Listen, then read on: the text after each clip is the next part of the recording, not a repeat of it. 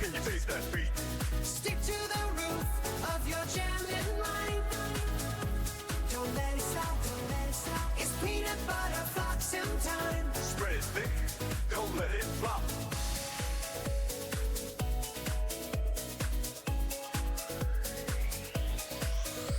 We're spreading on, Oh yeah, we're spreading on. Keep it creamy now.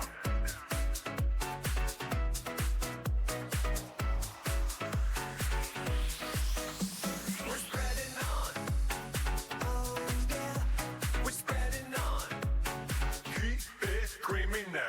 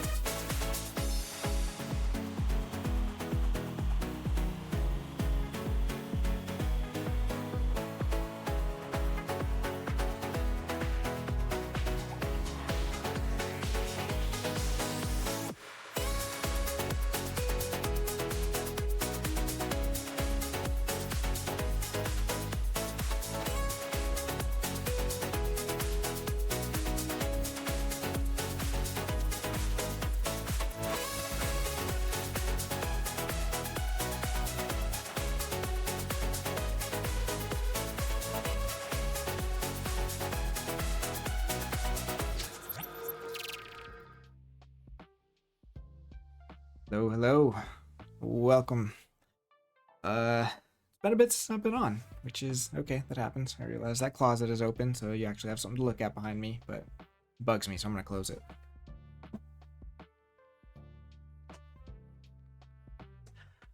So, this week we got the news of the fourth set that is coming out. Oh, let's go to the actually Keyforging site. From Ghost Galaxy this year, which is a lot of sets. Sorry, back on the wall. The pictures, there are pictures going up soon. They are on the floor waiting for us to get a laser level. So there will be something there. Not yet.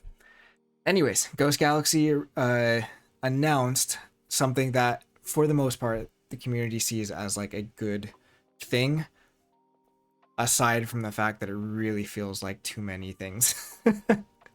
So this is going to be the fourth set they released technically this year. So we have Amber Skies and then the More Mutation, which will be coming out.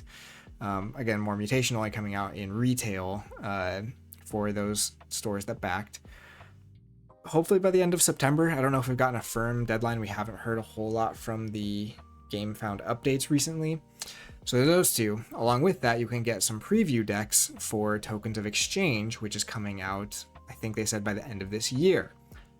Along with that one, sometime in Q4, we are going to have Keyforge Discovery. Now, Discovery is it is a new set, but it is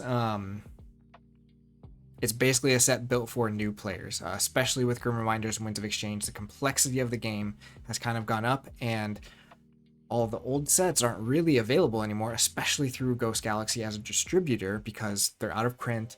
There's no more kind of like in the warehouse for them to send.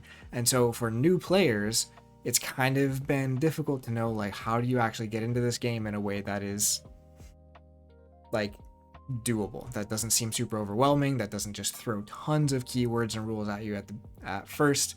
And so they're coming out with Discovery. Again, this is something that I think is awesome for Ghost Galaxy to be doing. This is something they really need, sort of like a here's the reset, here's what we want Keyforge kind of baseline to be in terms of like the game experience at like its simplest level and stuff like that. and we're going to give it to retailers so that new players can be finding it at stores and kind of getting into it that more natural way. And it's not going to be on a game found, which is also very big. Again, that means this is very, very retailer focused. So they're getting something to stores that hopefully will drive new people and some sales for those stores so that those stores can get more interest and start getting some local play in and just grow from there. So this is a huge thing for the game naturally growing again. It's just the 4th set that we know is going to be coming out in the next 5 months, basically, which is a lot. And that can create some issues also with retailers as well, because they might not know what to buy. It's not always super clear like what makes sense, what stores are going to need more of, whatever. So there's all of that side of it that's kind of interesting, but for the most part this is a cool idea. I think a lot of the description of it makes it sound like it's kind of gonna be kind of a revamp of Coda and AOA with probably some other stuff thrown in there, but they're trying really hard, and they describe it in this article, which I'm not going to read the whole thing, that they're going to try and trim out a lot of the extra keywords, all the way down to things like stun, enrage, and wards, which enrage and wards, that makes sense. Those kind of didn't come out until Worlds Collide. They're a little bit more like interesting. Stun is a really interesting one for me because one of the houses that's going to be in the set, and we're going to talk about the houses, is Sanctum. And Sanctum kind of did a lot of stunning, especially in those early sets. AOA, though, too, a lot of those little creatures, they had a lot of the stun hate, or the reap hate that involved stunning. So taking stunning out of the equation really makes some of the card choices a little bit more interesting. So the goal of today, I don't know how far we're going to get. I just wanted to do this myself, and I figured it'd be fun to do with people, is to try and basically build what I think this set might look like. I have kind of like the rough distribution numbers from like Coda of like what each of these houses had as far as common, uncommon, and rare, and then action, artifact, creatures, upgrades. And so I kind of want to just go to Arcana, kind of try to filter. You can't really filter by like doesn't say these things. But I think we're just gonna try and build some of these houses and see like what we can expect or what our wish list would be for this, and see how wrong we are in the end. How much FOMO will drive people to purchase the other sets? So that is, oh man, I can see that actually working both ways, because those older sets aren't really available aside of AOA. The other sets, like, you can still kind of find them through like some third party or just from buying from other people online.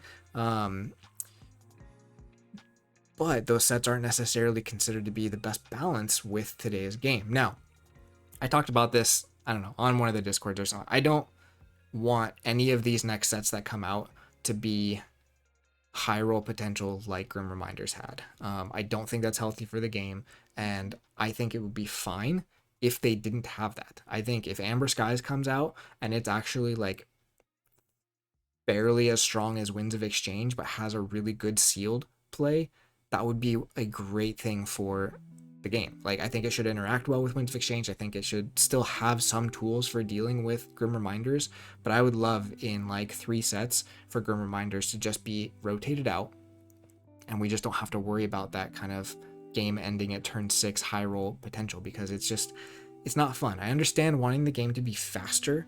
I think there are ways to do that. The problem is there are ways to do that where it doesn't mean the game ends at turn 6. The problem is Grim Reminders can end the game at turn 6 or 7, but it actually isn't necessarily faster games. We're still seeing a lot of games get close to the end because there's so much fiddliness, there's so much searching, there's so much kind of archiving and like recycling and shuffling. Like, just the mechanics of doing what Grim Reminders does means the games are still taking a while, even though like the chances to interact are very small. So like, my hope power level in general is that Grim Reminders is the peak we have for quite a while, and that's going to affect Archon for a bit. That's fine. I think if we get good sealed sets, that's what we need.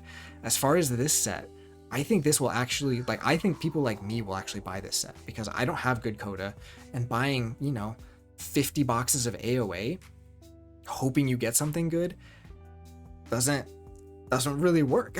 Like a lot of us have done that already. We've kind of opened, you know, tons of AoA, and it's just like they're fun to play sealed or whatever, but it's not a great experience if you already have a lot of them. But something like this, where you know it's kind of taking a lot of those old cards that you wanted to see from Coda, from AoA, even from Worlds Collide, and kind of repackaging them in a set that is hopefully fairly balanced and still like fun, especially like very simple, can make it pretty balanced but also like strong.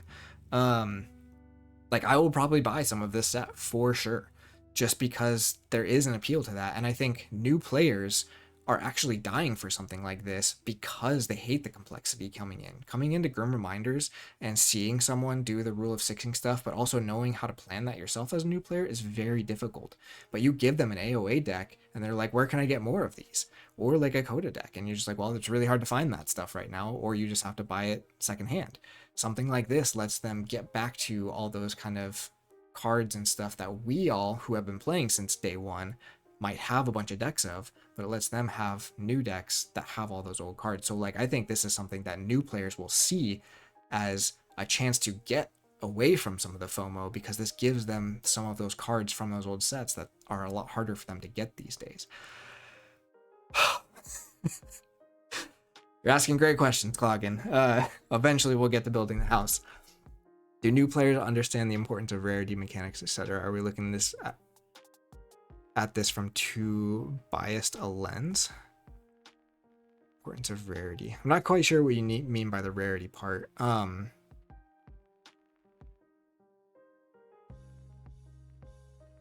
new players understand the importance of rarity mechanics, etc.? What was I saying that kind of you think they would not? Where's my bias at, I guess? No, so I'm not doing, like, this exercise is not for new players. This is me as a long-time player thinking through, like, this is more just like I want to just try and build this set based on the restrictions that they made, because I think that's what I enjoy doing. This is not necessarily something that new players should understand what I'm doing necessarily. But as far as like what you're saying as far as commons, uncommons, oh yeah, sorry, this is not, that's okay. I probably said something that got us there. This is very much more just like, I just want to play around with this and see like what I would come up with, or what I think would be a good new player experience while still being strong enough where they don't feel like they play this 3 times and then immediately feel like I have to go buy Grim Reminders, otherwise I can never play against the other people at locals. Like, I know there's other local players there, none of them are playing this, they're all playing this better stuff. I think this set still needs to be strong. I just hope there's a good balance in it, which again, with this many sets coming out this quickly, it is very difficult to know how they would get that balance. That said, this just sounds like fun to me, so let's get going. I was thinking of starting with Brobnar. There's just so much cool stuff here, because you can also think about like your first experiences with Coda and AoA and the things that just stuck out to you as like not quite being there, because Coda was like, it's still a very good set, but there are things where you just open a Coda deck and you're just like, man, this stuff just doesn't seem like it was quite ironed out, it wasn't polished enough. And I think they have released cards now that if you put them back in the context of Coda and swap them out, makes so much sense. And I think that's going to be a really cool thing. So like a lot of the cards I'm looking at probably will lean on Coda, but we have Star Alliance as one of the houses, and that like was not in Coda, so there's going to be a lot of that, and thinking about how those cards will interact with Coda cards will be really interesting. But anyways, let's start with Brobnar actions, and we're gonna start with common. And this might just be me like brute forcing all the way through this. I might jump around to the different houses I like. I think Brobnar is one of the houses that was pretty close in Coda, but could just use a little bit. And I think I have some ideas already of what that little bit could be, because the creatures in Coda Brobnar were not terrible. I think Troll was maybe a little bit like, they thought in Coda that fighting and board presence was going to be stronger than it would end up being. But in Coda, I feel like the big issue for Brobnar was the action cards. You had a lot of action cards that just felt like they fell flat. They didn't have amber pips on them when they felt like they should. And now we have creatures or just other actions that we can throw in there that I think really fix some of those. So let's take a look at some of those actions. And again, we are avoiding so much complexity here. Why are the special rares showing up in here? That one shouldn't be showing up. That's kind of awkward. That's why I wish there were a way to kind of filter things I don't want to see, but that's okay. So anger is a Coda one, volcano is in there. So the very first thing I think of, and I think some of this is going to look similar to what we have in like the Vault Master decks for Brobnar, but I think Berserker Slam is just like, it's a very simple card. It's very Brobnar-y. It does some amber control, it does some creature control, but it's also a pip in hand. Like it's just such a solid action card that doesn't use any extra stuff. So I think that one's going to be my first one on here. And sorry, there's probably a better way to do this side of it. I thought about using one of those like rating scales and just dragging cards into there, but that would get confusing, I think. Down to Size is another one from Grim Reminders that I actually like because, again, it encourages both things like Berserker Slam where you're dealing direct damage or fighting to be more advantageous. It gives you the pip if there's not anything worth it. And I think I do need to be careful about not having too many pips, but the goal really with Brobnar is just you want to incentivize Brobnar to fight more. And so things like this just make it a little bit simpler. You can get past some of your bigger taunts. You can kind of use your even smaller creatures to deal with the bigger creatures because Brobnar is just better at fighting. So I think I'm going to try this for now. There's probably going to be like a lot of back and forth, but you know, I want to also try and go fast. Amber Control at common. So I've already looked at Brobnar a lot, so I'm probably going to go through Brobnar fast and then probably slow down a lot in some of the other houses. I really like both of these, and I'm not sure which one I like better, but because we're already getting a little bit pip heavy here, I'm leaning towards Memorialize. Can't do Ragnarok because we're not going to have tokens. Can't do Stratum Smack because we're not going to have tokens. Berserker Slam is already some Amber Control, so maybe we don't need another Amber Control at common and something like Loot the Bodies comes back because we haven't had Loot the Bodies for quite a while. There's no reason we couldn't have both because we still have 3 common actions left. The other thing I didn't say is the other stuff I'm restricting. So no Tide references, no Haunted references, and this is really the big one. And you guys, whoever's clogging, if you want to chime in, or if anyone else is watching on like what you think about this, I don't think this set is going to have enhancements. I could see arguments both ways because enhancements are one of the only things that are, since Mass Mutation, have been very persistent, and it's something you're going to see, and it's something that is very Keyforge-y. So I could see them putting them in.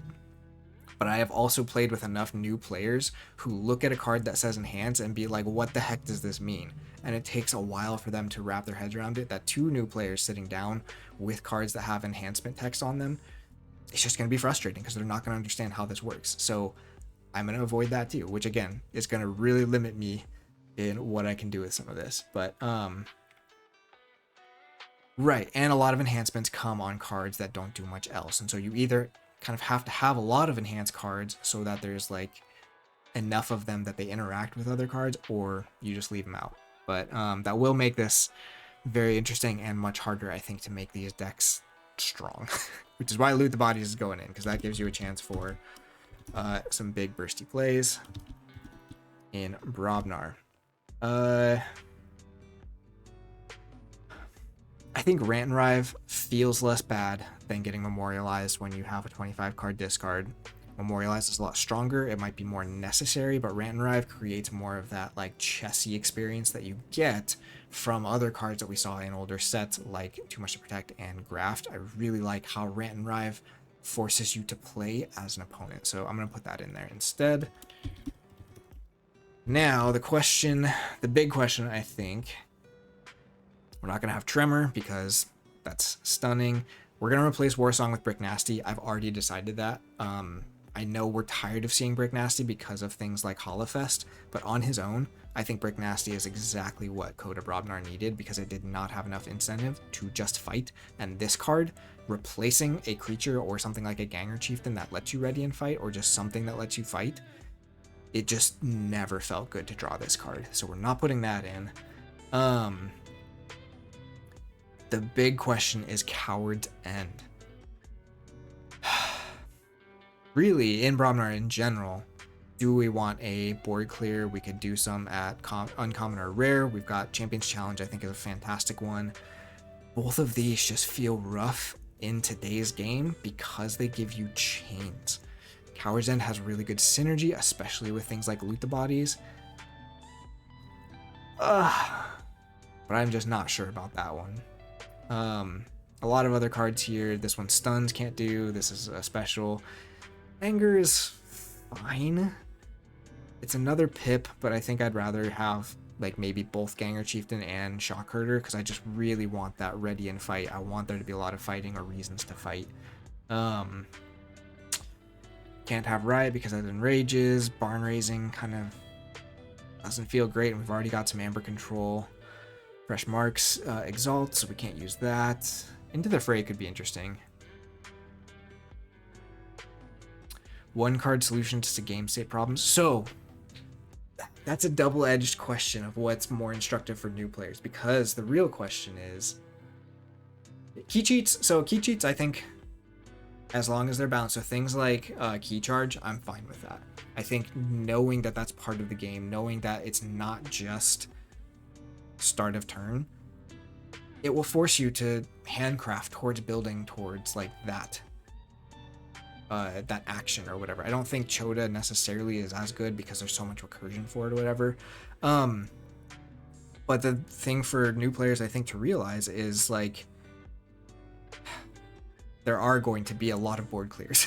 You need to understand that what you have might go quickly, so it's probably better to use it while you have it because things like this exist. Is it not good to have that with Loot the Bodies? Maybe. That might just be too crazy. Maybe something like Volcano makes more sense, but Volcano just really feels like it falls flat. But the other side of with new players is like, I remember teaching new players to play Worlds Collide, and sometimes you just build a board of like 4 dinos and they just couldn't deal with it the rest of the game. I don't want new players to feel that either. You know, something like Coward's End, it's going to blow up your board too. It's not necessarily like just benefit for you, and it does give you the chains, but it gives you answers. It gives you some interaction outside of like, if you're just not drawing big enough creatures, you don't have ways to kind of ready and fight or whatever. So I would it's tough. Let's put it in. But the question then is, do we remove Loot the Bodies, or are we just fine with it? The problem is both of them being at common means you're probably gonna, oh, we have one more action too. That seems like a lot of actions. Check my spreadsheet here. Oh, I got rid of it. Oops. I made a spreadsheet just kind of going through the card counts. Oh, that's not the right one either. We're not going to do First Blood because that's pretty rough. Into the Fray is interesting. I mean, even just Punch, we don't have much direct damage. Right? Oh, I guess we got the Berserker Slam. Can't do Warriors for Frame because that stuns. Flash Out references Haunted. So we might actually be forced into having to Loot the Bodies just because there's so many different cards here. And again, it's okay to have bad cards. For some reason, I thought Pound was a common, but I guess it's uncommon.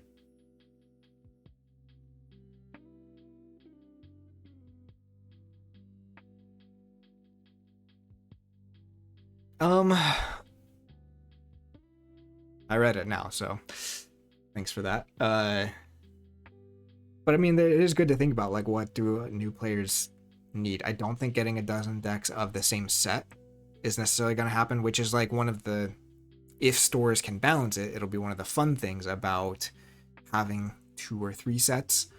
Menagerie is really fun, but it's very fun mainly as a side event. I think the using it the way they have at like Vault Tours and stuff is great.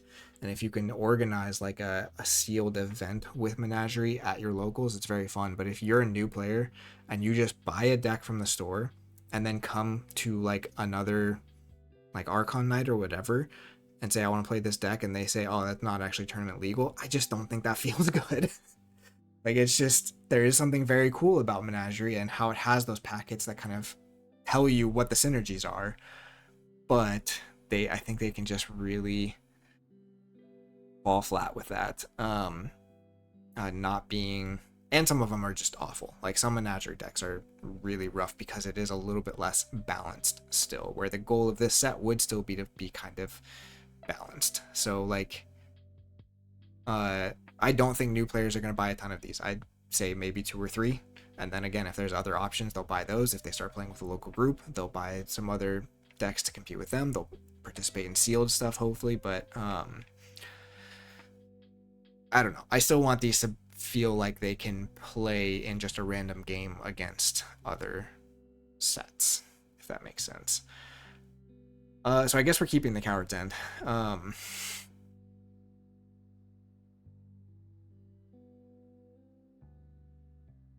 How to get into Keyforge could be Discovery, Menagerie, Base, Current Set, Vault Master, Best Set, Adventures, First Edition Coda. First Edition Coda? I feel like that's a stretch. That one is notoriously rough. Alright, I need to pick a last one. We're going to put in Barn Raising just because you still want some not great cards. This is just when they fight. Should it just be Anger? So let's see. We've got Pip, Pip, Pip. Is that too many pips? Pips at common is probably okay. Where do we do Into the Fray? Into the Fray's... Oh, there we do have Pound. Oh, we're doing Pound. Pound makes sense. Barn Raising is fine. We'll do Barn Raising. It's just, we all have that bad taste in our mouth from Barn Raising being in Worlds Collide. These are fighting words. You got me. Okay, Artifact. These I did already look at because at common it's very interesting because this enrages, and this is haunted. So there's only one. And I think that's fine. I think Gauntlet is a fantastic card for learning the game because of how it interacts out of house. Or how it interacts if there's no creatures on your opponent's side. Gauntlet of Command does a lot. One, it does exactly what you want it to do, but it also does a lot beyond that in how it kind of teaches you some of the core things of the game because it's readying and you might not be able to fight when you're ready. So what can you do? It's just a solid card. And again, if we have things like Brick Nasty, this is just a fantastic enabler for getting some value out of your creatures when they hit the board. Creatures is where this is going to get tough because we have a lot of options at common. A good amount of these are excluded because of like things like Haunted, or there's no Tide reference in these, but there are token references. Deploy, I'm assuming, is going to be in there because this will probably be a mix of AOA and Coda, but I also think Deploy kind of almost gives you, like, makes it a little bit easier. I really like Ganger Chieftain because it teaches you to order your board correctly. Shockherder is a little bit more forgiving in that if you haven't, you can still use it effectively. Oh man, so I've already said I think Brick Nasty should be in here. I think this is a card that would have made Coda Brobnar just feel like a more complete house. I don't think we should have some of the other bandmates in there. I don't think they're necessary. But he is just, instead of Warsong, makes sense because it rewards you for fighting. It encourages you for fighting. I don't fight. I might fight. And we'll get into things that we might need to tone down from Coda that will make boards hopefully more relevant. Alaka is actually a really interesting one. Again, encourages fighting, but can give you kind of some of those same things as Gauntlet of Command, where it's like, okay, there's nothing else to fight. What can I still do with this? Don't have Blunderbore. I do think, who was it? Crump is a pretty fun one to bring back. I do want to bring back some of that Coda nostalgia also for the people who are like have been playing for a long time and want this to kind of feel like that. I just want it to feel like a better tuned Coda in a lot of ways. Let's see. It gets pretty tough though. Giant comrades.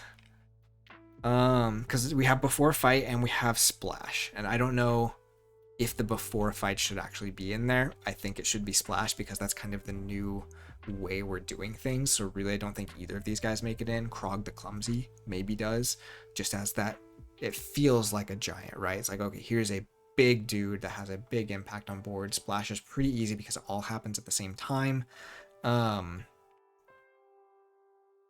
But again, we've got a lot of creatures to go here, so I'm trying to think through. This is tough. It's not easy, and this is something where it's like you would probably do a lot of iterations of this. War Drummer is very fun, so oh gosh. I'm just gonna start putting things in I like, and then we'll go back and get rid of stuff.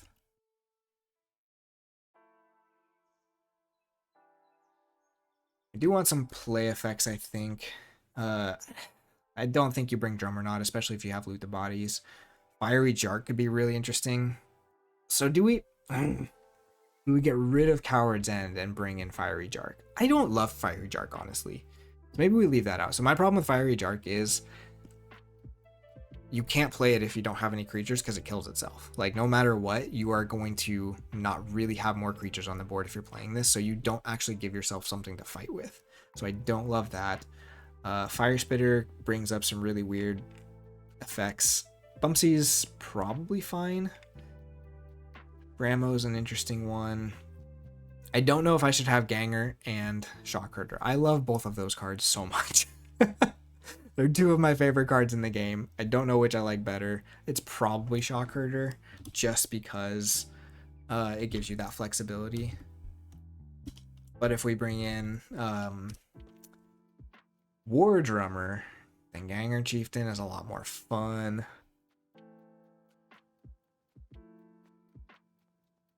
Troll would be another fun one to bring back, but again, these guys just kind of, I mean, if you have something like Brick Nasty, Troll makes more sense. And again, if we're priced out of stun cards in Sanctum, then Troll might be able to take some like healing cards that get you the like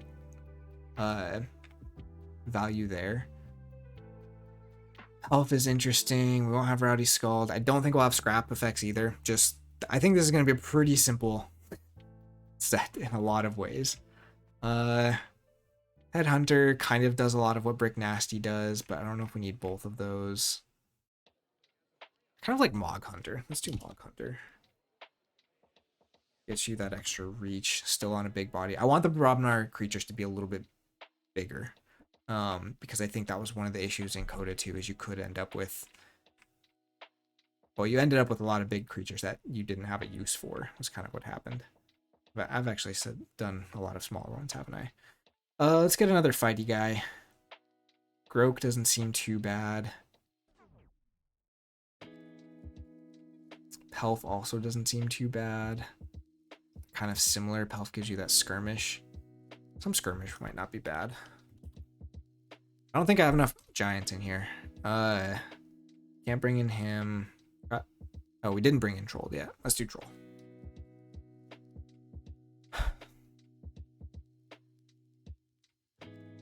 So we're going to need more Ready and Fight in Uncommon. I wonder if we should have done Anger up here, but we're at a decent amount of pips, and actually a decent amount of Amber Control. I wonder if we need both. The other one I thought about was Stilkin. We do Stilkin instead of Pelf. Stilkin with Brick Nasty feels good, right? We've got Amber Control in these. But Ready and Fight Amber Control. Oh, we've got the Crump. That's some Ready and Fight Amber Control on creatures. Okay. How far are we? We've gotten the commons for one house and we're 40 minutes in.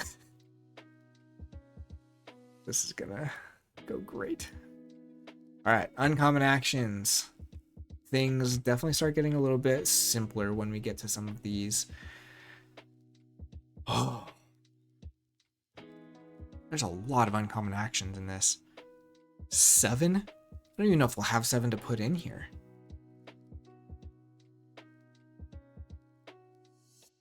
I wonder if we do one more upgrade and do one less action, because this is a lot of actions.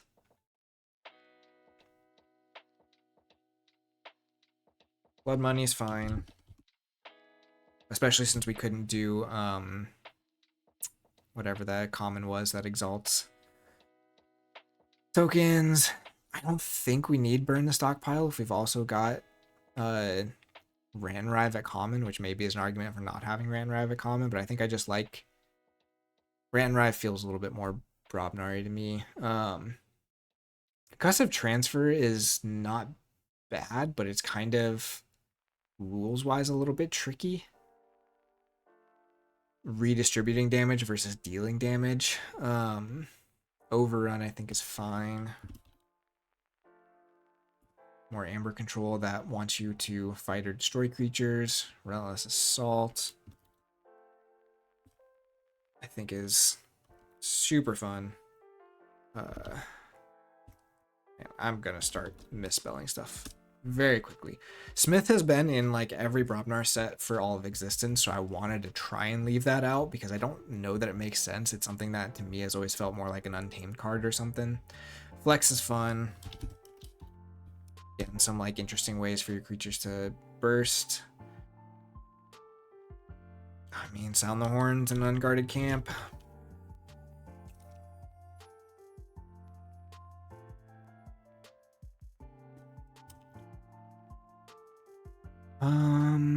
I don't know if discarding your hand kind of things really makes it. Oh, should we? Follow the leader doesn't work with Brick. We have a lot of tips already. So what between these two? Follow the leader or concussive transfer? Probably follow the leader, right? Just to really lean into that. I don't think that one's too bad, especially like you had some cool like Mars or Sanctum dudes that had cool fight effects, so like I think that one's fine. We might still be on too many Amber pips, but who knows? That's gonna be like a week before I can start analyzing that part of this. On to artifacts. We got 2. I really would love Grumbuggy to come back. I think. Do we have enough? Brick, Crump, Clog, Krog, Mog Hunter, and Troll.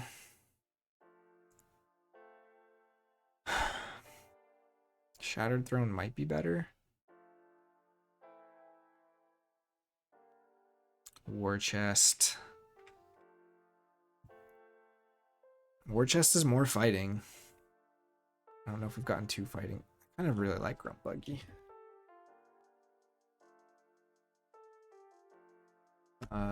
With Star Alliance, that might actually get... I think in set, Grumbuggy actually makes more sense if you have some smaller houses. One of these two probably makes sense. I think I like Flamethrower better. Something that can deal with wards. Ragworg is super annoying, but I was thinking the other day that Ragworg against Grim Reminder's Mars nonsense would actually be hilarious, because it might just blow up the Doctor, but if they have another creature to reap with, it doesn't work, so. Screech Bomb, War Chest. Oh, I guess we have 2 more still. There's a lot of artifacts in Brobnar. Maybe that's too many. I guess these are uncommon, so you don't see them super often, so yeah, we'll do War Chest. And then... honestly, I don't know if it's bad if some of the outposts are in this.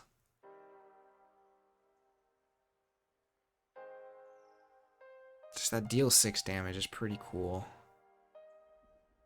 Javelin's fun.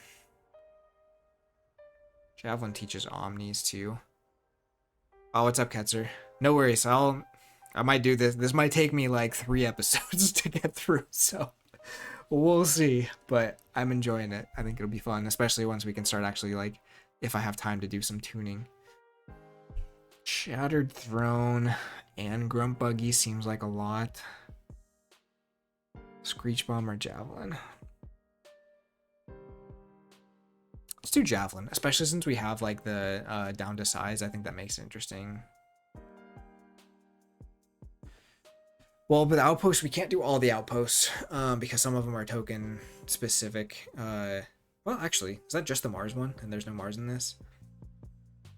Yeah, let's try it. Let's try Broken Axe. And it teaches you some like bottom of deck crafting.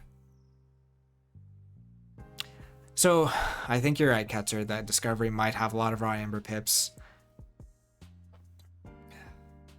Really don't want it to, but I also like think it will be hard for it to not generate amber outside of that, which is maybe why I should be fine with something like loot the bodies, because that is one way to get a lot of burst. But like I really want this game to figure out a balance of play feeling fast and games not being super long, but it not just being like I gained 30 amber this turn just by playing cards. Like I don't know, and it's hard, and I think it's a very difficult balance, and it's something that Coda struggled with, right? Because Untamed just felt like that. It was just play 5 cards, gain 12 amber, and forge a key. Right, by interacting is the point, which is why not too many pips would be good, but you also kind of need some pips, otherwise the set will just feel so much worse, or you'll just get some decks that just do not advance the game. There is a point where if you feel like you are not doing anything meaningful to advance your own game, it also feels bad, and Amber Pips as a new player just help you do that for sure. Okay, let's look at our uncommon creatures. A lot to look at here. Earthshaker's a pretty fun one. Huge, Lomir, Skull. I just wish Skull did more, but I like it, so I'm gonna bring it in. I don't even know if that's how you say that, but I think it is. Grand Gordno, Volca could be interesting, but it's a lot of splash attack. Cyber Giant is pretty fun with like the flex. Ogopogo. We already have Mog Hunter in, so I don't think Ogopogo needs to be in. Not Gargant Scrapper because that is the worst. Earthshaker. I like Earthshaker. Again, if you don't get like your Coward's End, you can still do some cleanup of the smaller creatures with that. Gravel Guts is awful. Grenade Snib is kind of fun. Rapskull is a pain. Lifting Buddy is tempting. I wonder if other houses are not going to have enough creature control, which could end up being a problem. Let's do Rickety Cyber Giant.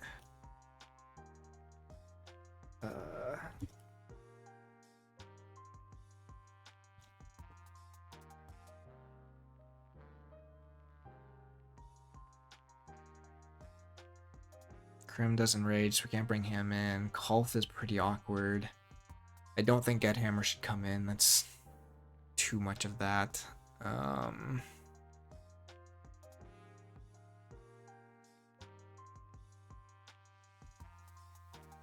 Lomir is interesting. If you have Lomir and Rant and Rive, you can do some fun stuff. Can't do Enrage. Token creature, more splash.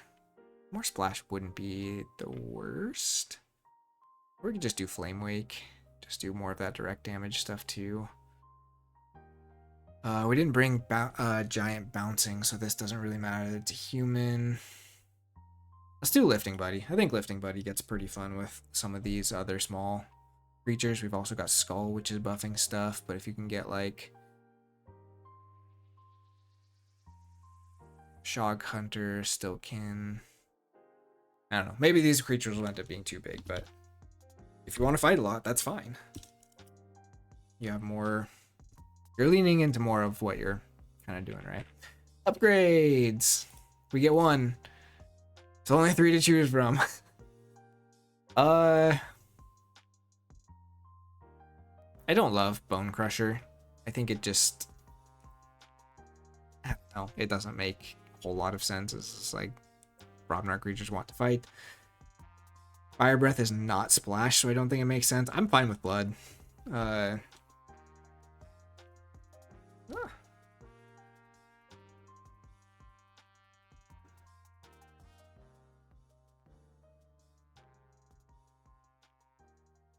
Yeah. It might be too much big creatures. Earthshaker and Rickety are both pretty big. But I mean, that is fun with the Grunt Buggy, right? Yeah, we'll stick with it. All right, rares. This might be really tough because there's so many rares in each set. I didn't really realize that until I started looking at this. So let's do rares, and we'll start with actions.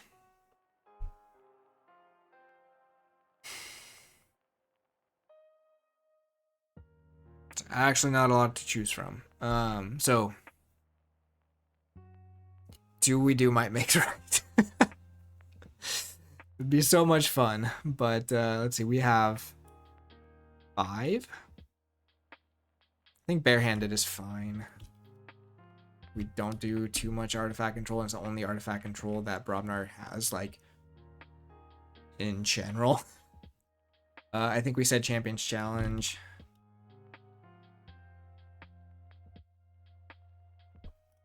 Final Refrain is actually an interesting one, maybe instead of Champions Challenge. We're not doing Hollowfest.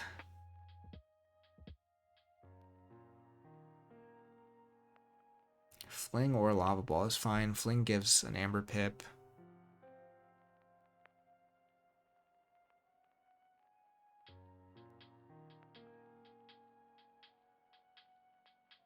I don't like having Brothers in Battle and Follow the Leader in the same one. Like, that just, it feels so weird, and it makes this feel like it falls flat. We do have Logos in the set, so we could have Take That Smarty Pants, but, like, I don't love cards that are that situational, especially at rare. Maybe it's okay. I guess I need 2 more. Lava Ball. And then I think we do Might Makes Right, because we're not going to have near the archiving. So you'd have to, like, work for it, right? And so, like, in other sets, we've seen this be a very fringe but pretty cool one, and especially if you've got some of all of this buffing going on, like, it still costs you something to do it, but I don't know. I think I'm doing that because I don't like any of the rest of these, unless we switch to Final Refrain. But if you did, how does that work with Loot the Bodies? We should probably look at that quick. Enemy creatures destroyed. That's not too bad. I don't know. Let's just keep it for now. Unless you have a strong opinion about key cheats. I'll go back to rare. Artifacts. This gets kind of interesting. Oh, there's some crazy stuff we could do here. I don't love these, though. I need 4.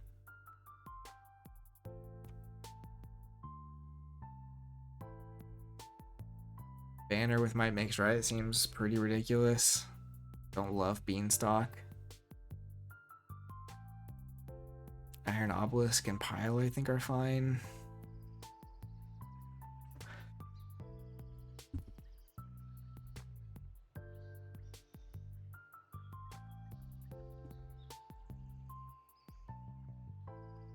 The big one is just hard to use well. Signal Fire, I think, is pretty good.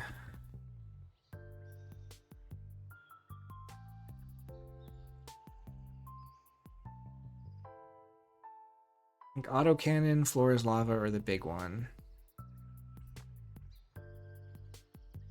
They're also conditional on like what else is in the set on whether they're useful or not. I feel like the big one is just hard as a new player to know if it's worth playing or not.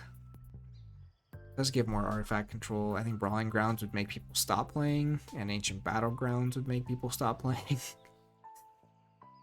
Maybe it is just Banner. Odds of you getting Banner and MMR in the same deck is pretty rare, right?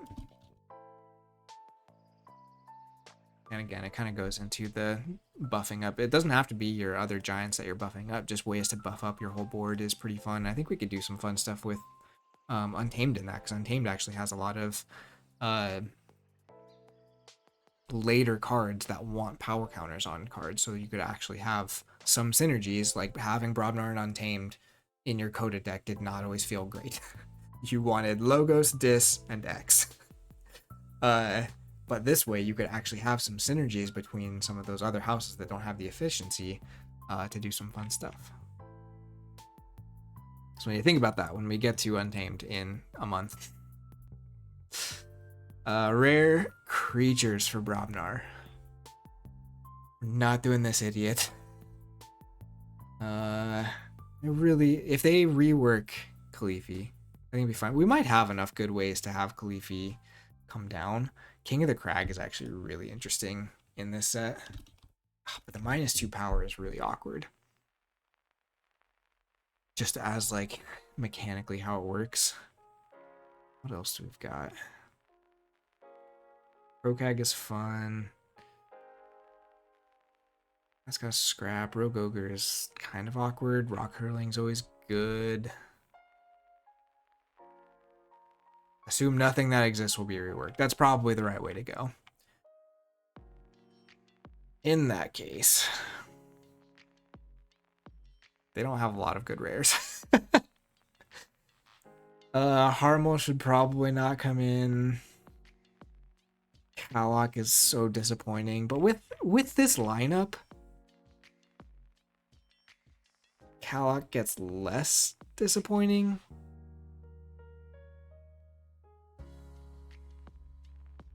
Mugwump is kind of fun, and again, you have that +1 power. Let's do Mugwump. Always liked Mugwump. Nearbor can't come in. Nogi is stupid. Old Boomy is fun. And really works with all these +1 power counters. Okay, new plan. Build this house only to support Old Boomy.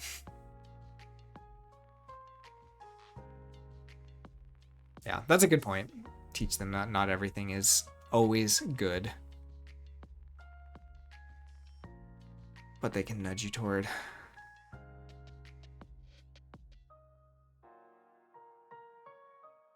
Are you talking specifically about Kalok or Nogi there? Nogi is maybe an interesting one. It kind of does something nothing else in Brobnar does. This is like such a worse version of recklessness. It's crazy. We can try it. Give him new life. Dinosaur Hunter. So Dinosaur Hunter having elusive is actually really interesting. I don't mind bringing that in.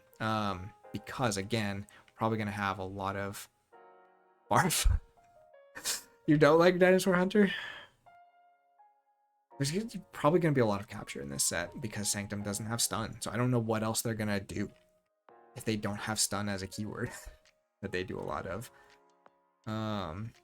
We have a lot of creatures to put in here too, so we're gonna have to fill in some space here. Tireless, I think, is fun.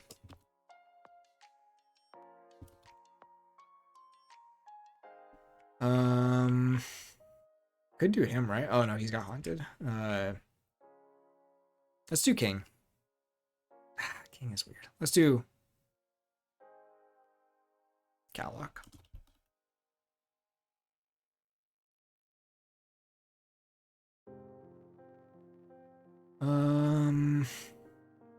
Forge Master's kind of fun. We'll put in Gucci. Oh, there's not even any dinosaurs in this set, so that probably doesn't make sense. We'll put in Nogi.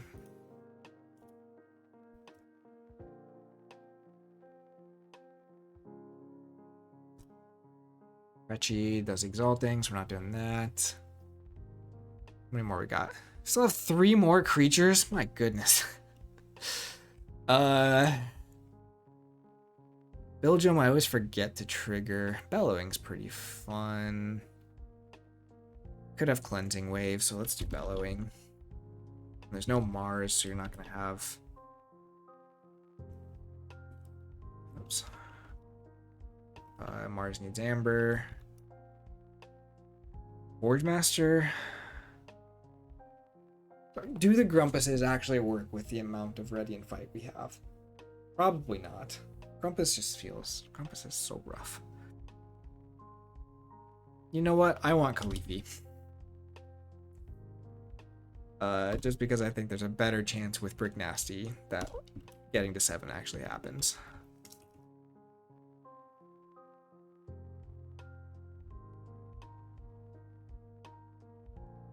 Could just do War Grumpus as a creature and not have Grumpus Tamer. I don't mind that. Do I mind that? I think it's like scientifically proven that having War Grumpus in your deck just means you're going to lose more games. Like I think that Tabletop Royale basically scientifically proved that with their like 100 deck tournaments. Those decks just always did so bad. There's correlations between Worlds Collide, Brobnar, and that, but still. Frost Giant would be interesting. Igon, I don't think quite makes it. It's just so little Amber control once you get up here. So maybe we do Forge Master.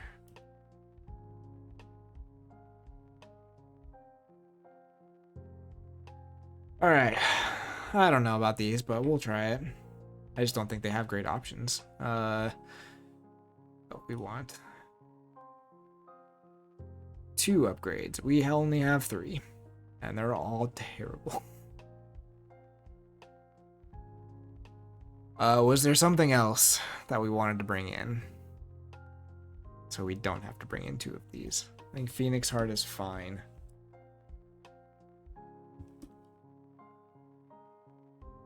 Even if it makes some weird interactions. Yo Mama Mastery is actually fine. Giving Taunt is not bad. And we're gonna probably have big enough creatures that the full heal might actually be relevant.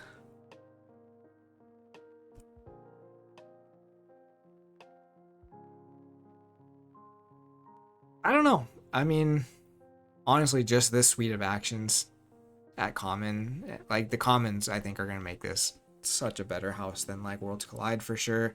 I still do feel like it's better than Coda. It doesn't have the rule of 6 stuff that AOA has, but it still has some good things. I could still be convinced to swap out, put in 1 more 5-power giant at common. Something like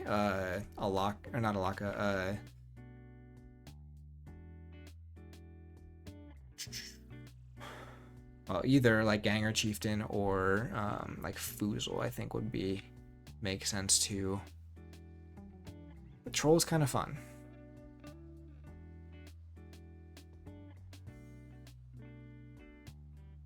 I think it's fine. I would play this proper. Since, you know, I'm going to go ahead and make a cube draft of just these cards after this. I still don't own probably a good chunk of these cards.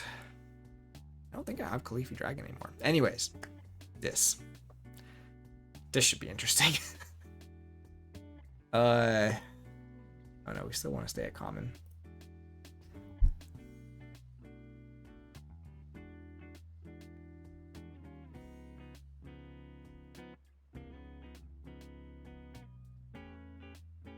So this is where I think we could make this set super strong if we wanted to, just by the common actions. But I think there are good ways to do it. So Control the Weak is probably not making it in, but I don't think Mark of Dis is out of the question because it does what Control the Weak does, but it's more balanced in how you can do it. Exhume is super strong. Arise. I wonder if we leave out Gateway. I almost like Unlocked Gateway if you're going to have Mark of Dis. I don't mind Waking Nightmare or Evil Eye. Mindfire Misery. Let's see, we got how many? Only 5. Only 5 of these is pretty interesting. Almost. I love Exhume so much. But I don't know if it makes sense. Implosion probably does, just as like a better Hand of Dis. Don't know if Mind Barb makes it back in. I almost, well, Mind Fire if there's no. Right, each house does have a trope, and I think, so what it seems like they're leaning into with this moving forward is more of the destroy your own creatures, so like that's especially what Amber Skies looks like, so that's where I'd be fine with things like Implosion. I don't love Binding Irons. I don't know how much they want chains in this set either, because again, we already have a board wipe that gives you chains. If they try to avoid that, that is going to be pretty limiting.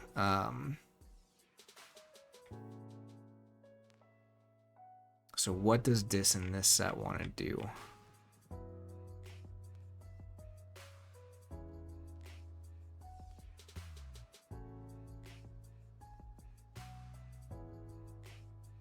Cards that are doing similar things, yeah.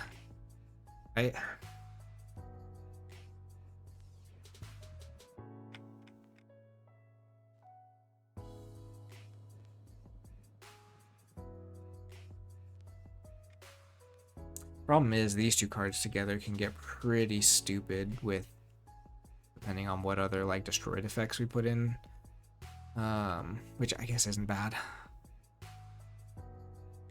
Oh, this can't get in because of enhance. Shoot. So then it's probably Evil Eye. I don't know if I love Evil Eye. Okay, I think I do like.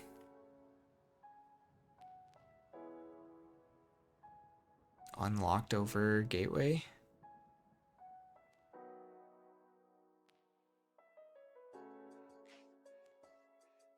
Exhume over Arise. Arise would be so much fun.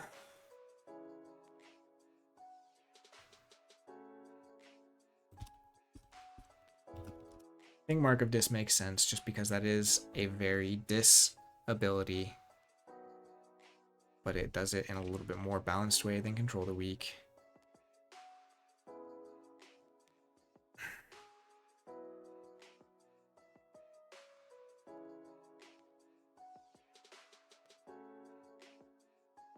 Exhume and Stirring Grave? Is that too much recursion? Do not finish with you and Exhume? That's what Worlds Collide has, right? I don't love not finish with you. But that's just like maybe a preference thing. God, this is getting hard fast.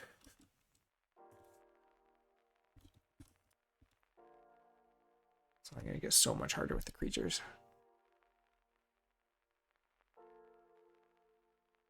Let's do Implosion.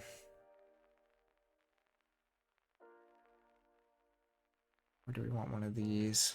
I don't like Festering Touch a whole lot. Here's interesting.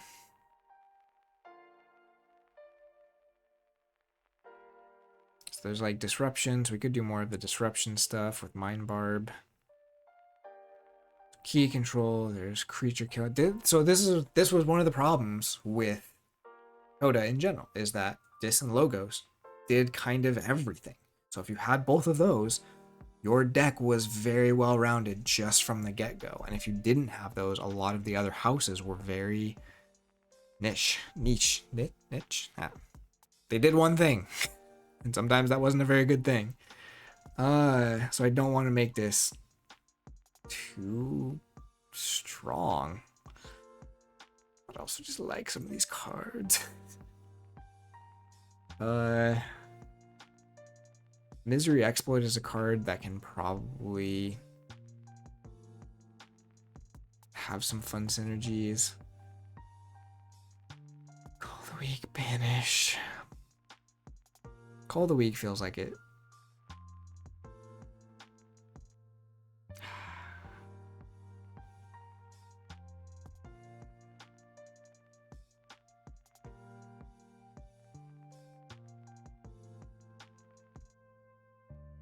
Hit my creative roadblock. Draining Touch. Don't think I love. I think Implosion is a good balanced card.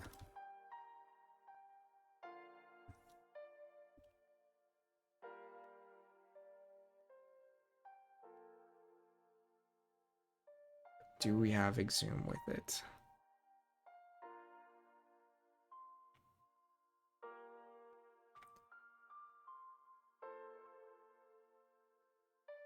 Should we just go like Stirring Grave Mind Barb?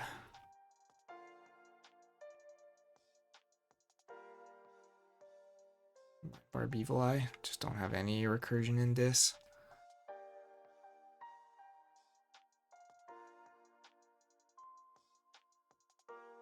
Let's see. Pip, Pip.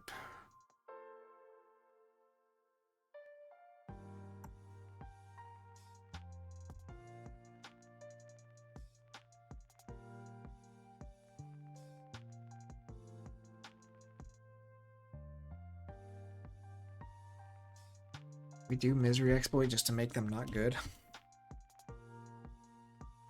They're not as good. I think they have cool synergy. Like Misery Exploit can have cool synergies with the right houses, but the problem is this card is common. I think if this card was an uncommon, you'd only ever get like one copy of it most of the time, and it wouldn't just like be that one pipless card that doesn't do much so many games.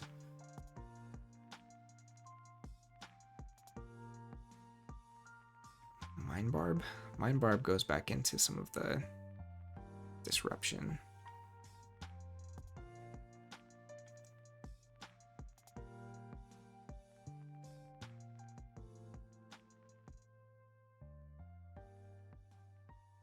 So no recursion in this common. Is that okay? That means Untamed is going to be the mostly recursive house. Logos. Sanctum, we could do some fun stuff. Star Alliance won't really have it.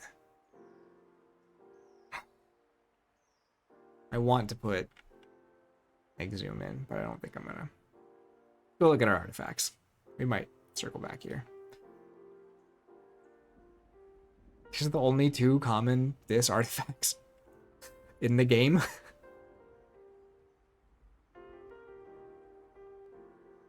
Should we tone it down by one? I honestly don't mind these both as common artifacts. I think they both do what they're supposed to do, and they do it pretty well. So that means, what is it? Essence Scale is an uncommon. How many uncommons do we get? Just 2. What do we have for upgrades? There are no common dis upgrades. Interesting. Could add one more action and do one less artifact.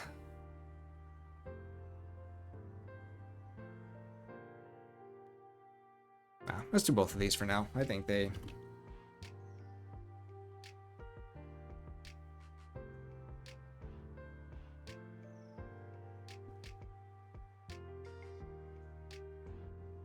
Oh, I swear I know how to spell.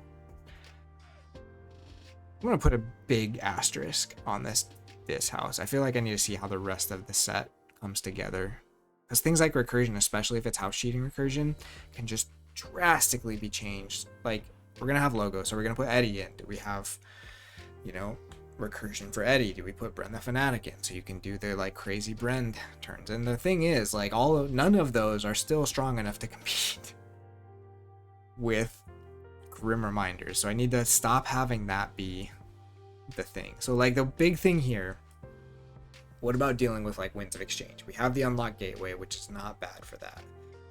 Implosion lets you deal with single cards. Mind Barb lets you do disruption. Mark of Disc gets them out of houses that they want to call. So I think we're okay. The next question is, do you want to have 6-card hands without many options for playing cards outside of that hand, because that could just be where we end up with all of these houses. Okay, common creatures. No stun, so a lot of our repaid is gone. I think Brabble is fantastic. I might be really tempted to do a lot of mass mutation cards in this set, because I think mass mutation really had a decent set of commons. Maybe Untamed it didn't so much, but like I could see Bonesaw in here, I could see Drekker in here. Like there's a lot of cards that I think could make it in. But do we want it to feel more like Coda again, where like Charette maybe is still in, Ember and Dust Imp? Like there's a lot of iconic cards here. Do we have just like better, different versions of them, or do we really want to stick with a lot of the Coda stuff?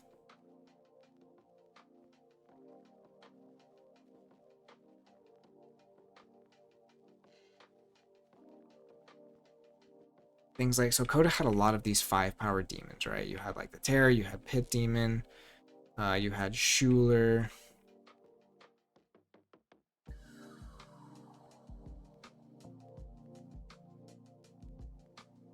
I don't think those are the worst to have. I would love to put Inspector in, but I think we were going to have enough Imp. So I think Ember Imp is fine to come back. It hasn't really come back in any set, right?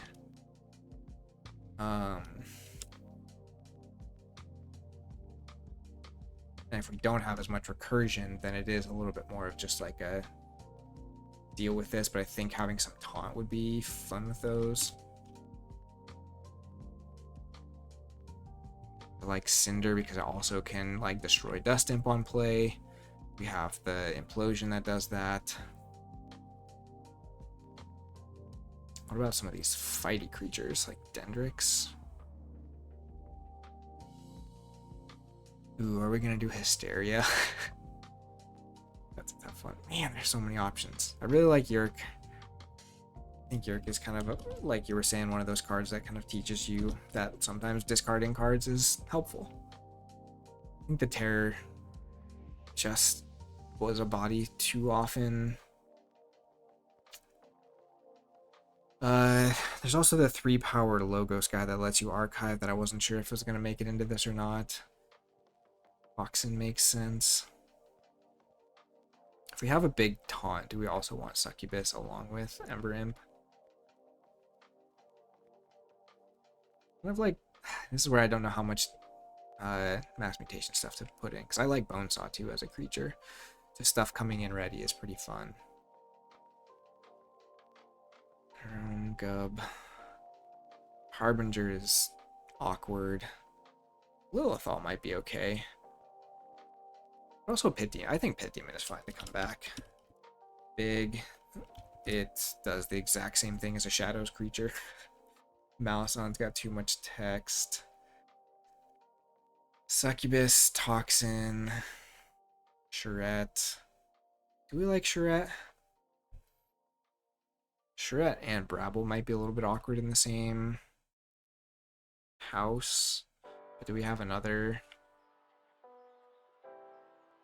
capture card? Or do we just go more into the disruption?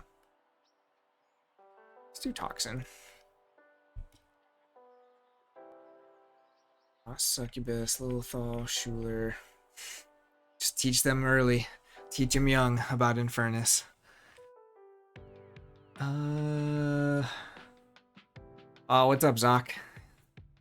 You've maybe already derived this using spreadsheets or something else. We're putting together a wish list or kind of our estimate of what we think might be in the Discovery set, because I think it's going to be a really interesting set, and I want to kind of think through what might be in there. And we've been at this for over an hour, and we've gotten through all of Brobnar and just a little bit of this. So this might get broken up into a couple streams, but I am loving it. I think it's very, very interesting to think through, you know, how to balance some of this. Well, so I'm going off their guidelines. So none of those extra tokens, so no ward, no enrage, no stun. I am also avoiding, there's no haunted, there's no tide references, and I'm avoiding enhancements. And that one is the one where I'm really not sure if they will do that or not. There's a good chance they stick with enhancements. Right, so that's where Dark Minion I also love as a common in Dis, but it's got the enhanced damage one. So, Rock Grub as that one power. Rock Grub's not bad.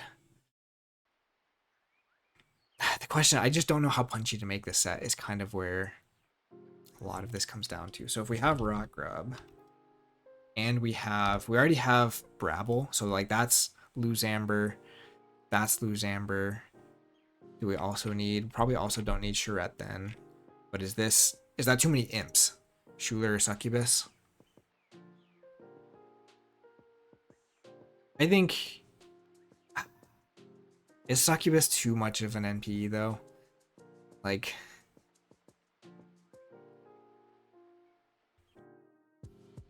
not drawing cards is not a fun new player experience, which is why I'm also like, I'm not completely avoiding chains, but like, I guess I already have some random discard in there. I like Schuler then. Let's get a bigger body.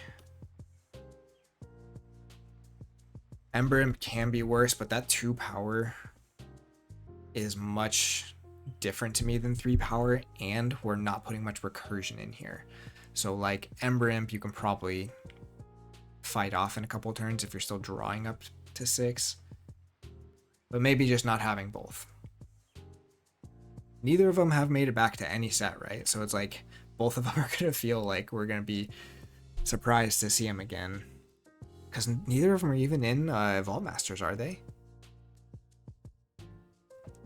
I'd have to go look again, but Brabble, Ember Imp, that's a lot of imps, so I think we could maybe, that's right, we've already got Yo Mama Mastery, could maybe bring in one more non-imp, more demon.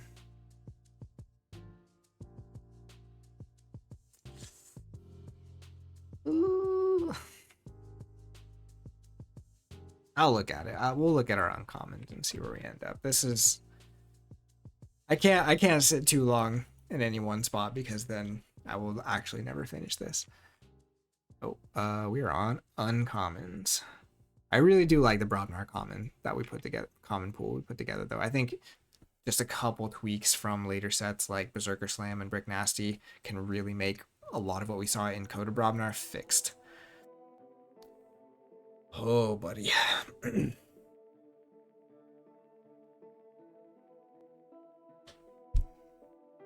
Yeah, this is gonna be very tough. Okay. So we've got more. Oh, goodness. I don't know how much random discard we want, because we kept in Mind Barb. Do we also have Gungoozle? This feels more like the Mark of Dis kind of thing, where if it doesn't kill the creature, it does something. I love Hysteria. We don't have a ton of play effects, right? So, like, Hysteria really isn't crazy here. We don't have Infernus. We don't have... we have Schuler. That's fine with Hysteria. I think I would put in Hysteria, because I love Hysteria. Double Doom. Bounce and a random discard, so they're staying at... Teach laziness. Right, but you also, like, again, I'm thinking the scenarios where your opponent has 5 things on the board and you have nothing on the board. You have to have turns that are impactful. Play effects help that happen. I think Poltergeist is great.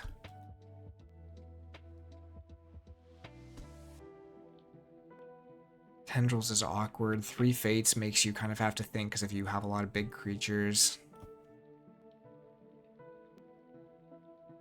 Do we want Fixed Keyhammer? Could be interesting. We don't have any purging at all yet, so I don't know if we want to introduce much purging. I really like Double Doom. Let's do that one. Gets you some bounce. We're not doing Banes. Again, we haven't done much recursion, so I don't know if we want Grim Reminders in there. I like Grim Reminders more than Arise. Hornet's Touch is a good idea. Learn about Purge, but it feels a little bit more balanced, and it has a pip on it. How many more do I got? 2 more? Oh, 3 more? Gosh, there's so many actions. This is great. All right, Bornits. Let's do it. Oops.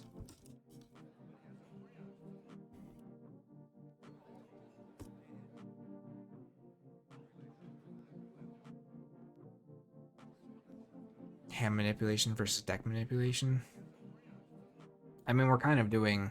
There's not many decks that do deck manipulation, right? Or not many cards that do that. There's a lot more that deal with hand. Tendrils, Whale has an enhance on it. Pandemonium is kind of awkward. Pain Reaction.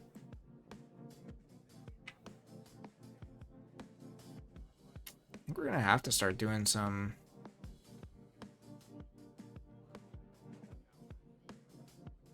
How do you feel about Break Key versus Key Hammer? What do you mean by deck manipulation then? Is that just like Purge? Is that what you would call deck manipulation?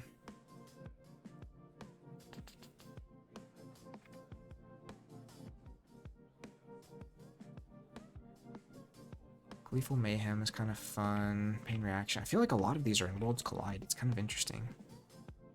Right, Key Hammer. So Key Hammer I don't think should be in. But do we want the like better replacement of that, which is Break Key? Maybe we do, since we have like Lash and stuff. I think it makes sense. And then maybe like one more Creature Control or Disruption.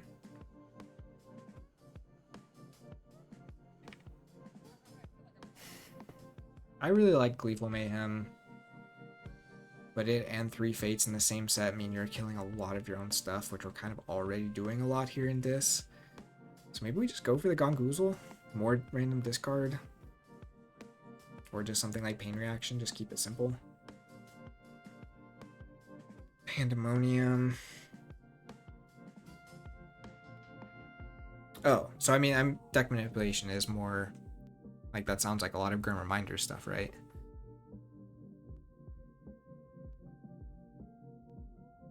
Alright, can't do Whale of the Damned though, Zoc, because of the enhance. Do all of these have pips on them? We have something else that doesn't have a pip. I guess Double Doom doesn't have a pip. I think Pain Reaction makes sense. Alright, let's see what we got for artifacts. I think this is going to be tough choices because we only get 2. And these are all so fire, except for Soul Fiddle. GR stuff will pass through to Amber Skies? Is that what that's supposed to be?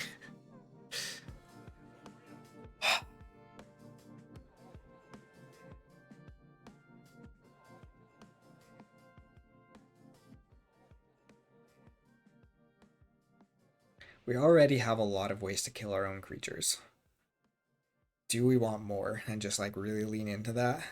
Problem is without recursion, we don't have ways of replaying creatures. So I wonder if we already have a little bit too much of that. I really like Essence Scale and Obsidian Forge, but Library and Life Ward were both Coda. I feel like Library, Bobble, and Lash is just like the quintessential like lineup of Coda artifacts. Obsidian Forge might be a little bit too much. Essence Scale gives you some value. Turn up the fire. I mean, yeah, that's fair.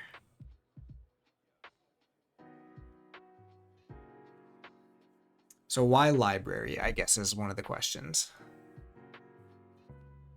Because we don't have any archiving so far, and if we're gonna do that, I kind of wonder if we should bring back either Arise or Grim Reminder or other one, Stirring Grave. So I almost want to do like Essence Scale Life Ward.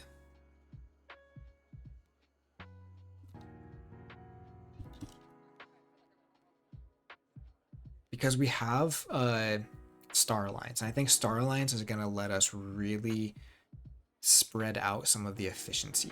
Because Star Alliance can do some archiving too. If we put in something like, what's his name? Gray. And there's some other ones. Essence Scale and Life Ward. Just really lean into the disruption side of this. And we might come back and be like, okay, there's just not enough efficiency or recursion in the set in general, so we need a little bit more of that. But for now, I like this. And again, we could tweak the numbers too. Like maybe we remove one of these uncommon actions and add one more artifact. Like this is just coda numbers basically that I'm going off of, which isn't necessarily the best balance.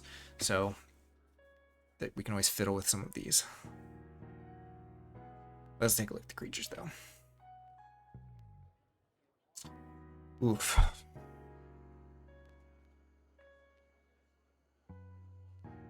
Oh, there's so many good ones. We do get a lot of them though. We're gonna get 6 creatures here. I love Snudge. I don't love EE. I have always loved Anguish, and I think with Brobnar support, Anguish can do a lot. Bornit's kind of interesting. I don't think we need to bring in the other Yerks. I think just regular Yerk is fine. We have so much killing of your own creatures already. I love Snudge and Snag. Snudge, Shaffles, Drumble. Bring back the originals.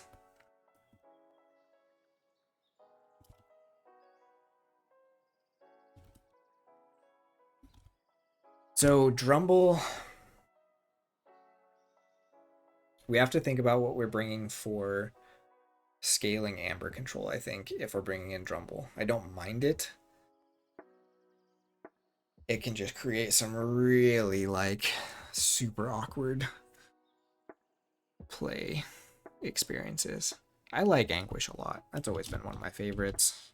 I think we have some ways of damaging it. Do we?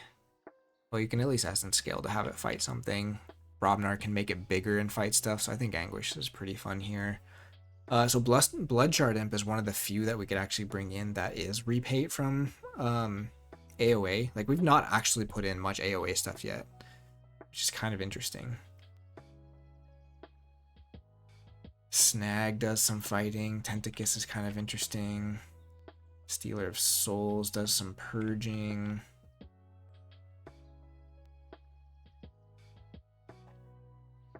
Kind of I'm okay with toning it down a little bit with something like Bloodshard. What does that hurt? That also hurts. Like Starlines might just have easy ways of removing it. I think this creature needed to be bigger. I think if this was a 3 power, it changes its play so much. Guardian Demon just never felt like I don't mind Guardian Demon. Scullion's big. Spider's kind of fun. Stealer. Got 2 left. I think Bloodshard might just be too little. We already have a lot of 2 power guys. Let's get some of the bigger ones. Let's do Snag. Kind of get us again that sort of control of the weak without having real control of the weak. Is that too strong? No. Maybe. We don't have exhumes, so we're not like gonna exhume a Ganger Chieftain into this. It has to survive on board. Stealer or Tentacus? I feel like Tentacus actually puts a lot of pressure on some decks right now. Stealer's a big body. Hornet.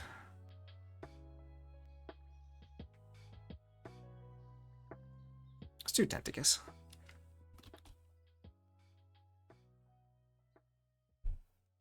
Upgrade. I think there's probably only like one to pick from. Soulkeeper or Flame Wreath.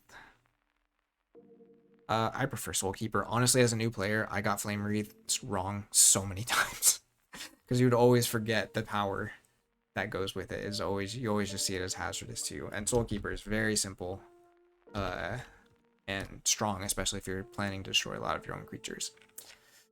All right, rare actions for Dis. Oh, there's not many choices. Okay, is that really all there is?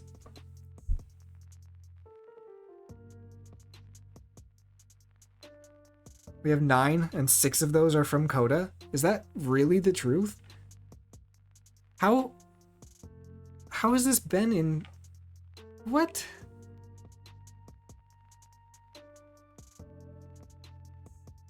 So like the only new rare actions we've ever gotten are Ritual, Shadow, Harvest Time. Yeah, and Harvest Time. That's crazy. Is Shadow too weird for people to understand? Don't really love a fair game. Dance is fine. Guilty Hearts is fine. Harvest Time is kind of interesting. Actually, I like a fair game with Hysteria.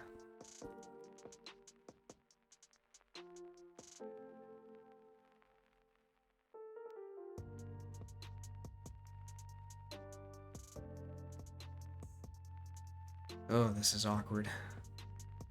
Dance of Doom is fine. Guilty Hearts.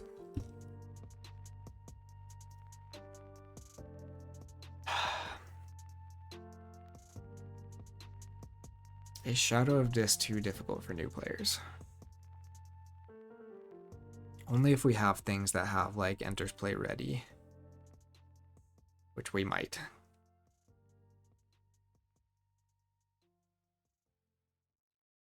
I don't mind Harvest Time, honestly. Since there's like a cost to it. And it can teach you that it can be good to purge your own stuff. But Hecatomb kind of does the same thing. Red Hot Armor is so lame. What do we have for upgrades? I might swap out one of these actions for an upgrade, because this is just sad. Upgrades are not very encouraging here. Artifacts. Artifacts don't seem that much better. There's a lot of rare creatures, but we're going to have to put in a decent amount. Huh. I need 2 more. Reaping Oblivion, sure.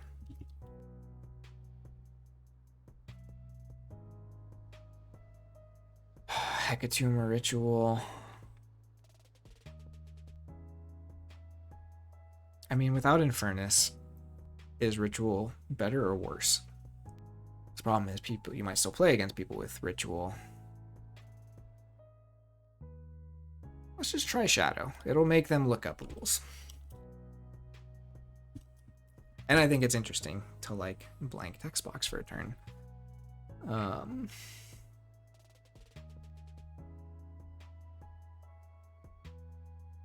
Eden's Jar is not the most fun experience. Sacrificial Altar will never be printed again. Annihilation Ritual might not.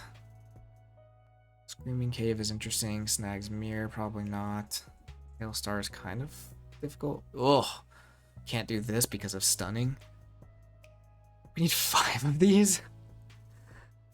Yikes. Alright, let's do Key to Dis. Which I think is also a fantastic card. Can't do Orb if we're not doing stun. The stun decision is really interesting for me.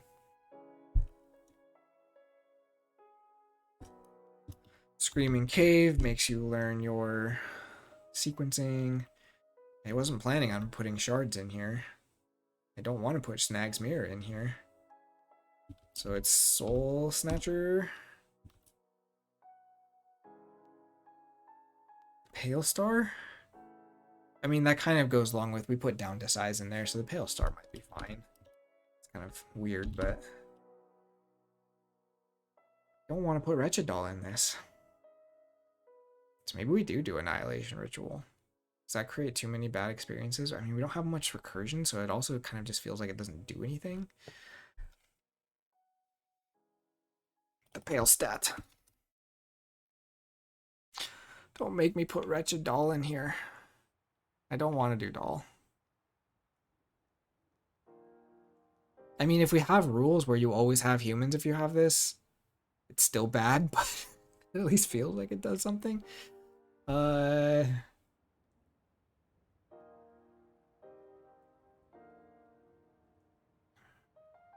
really don't want Snag's Mirror either.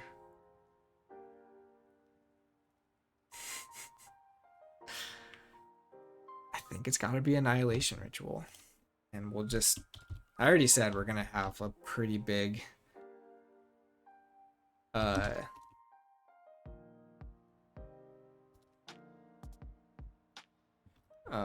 caveat on this house.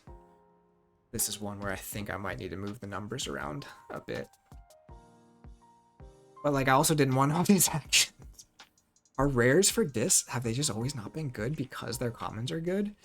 Is that just kind of where it's always been? Alright, creatures. Ooh, Lord Invidious would be pretty fun. Masters are kind of weird. Nefru brings up a lot of rules questions. Ooh.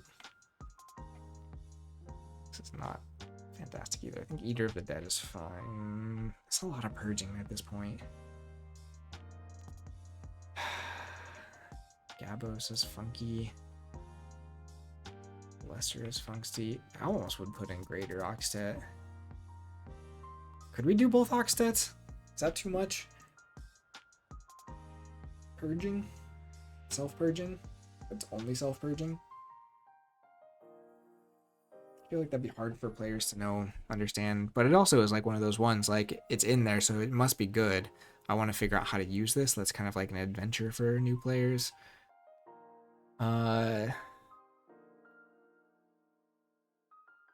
Onyx Knight and Ortanu could go in there. Wrecking could go in there. Sinestra, so that they learn that they're gonna miss rocks all the time. I think Skixuno's pretty fun too. I already have a lot of creature control in this though. Let's do the Oxtets. Is that I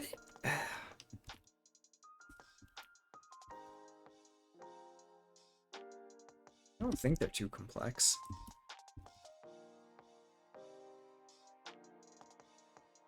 Let's do Onyx Knight. Oh. Probably should have looked at how many odd power creatures we have. It's probably a lot, but we'll just put some more in, I guess. Skixuno, I think, is fun. I don't know about Snaglet. I don't think Turnkey works. We just throw Restringuntus at him and be like, have fun. I think Ortanu is a card that makes you excited. I don't know if it's like great, but does Overlord do the same thing? I guess I could have both since I need 3 more.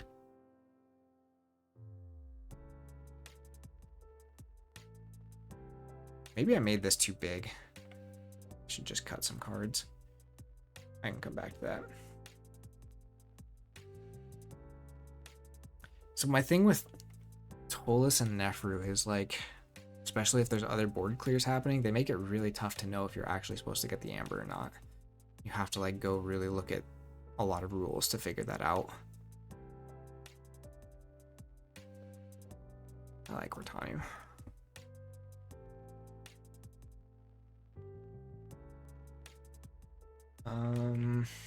Which maybe isn't the worst thing. Should we just do Lord Invidious? It's pretty fun. I think we should have one of these two. I like Eater of the Dead better.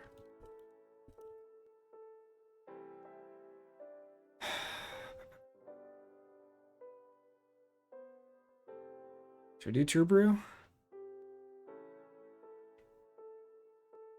Or so something else that really wanted to get destroyed. I feel like we've really leaned into that, and we don't have much of that in here except for True Brew.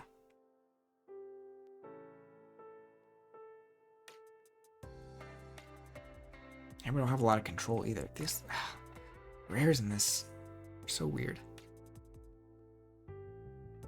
We do already have Kalak, so we would have another leader. So I don't mind doing that. Right, I ended up putting Kalak in.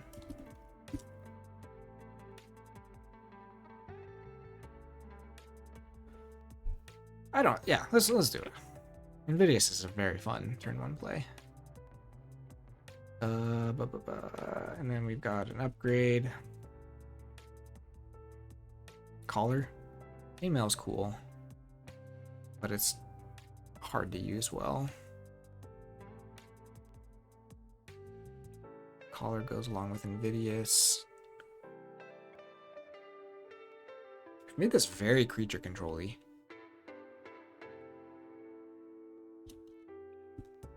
Actually,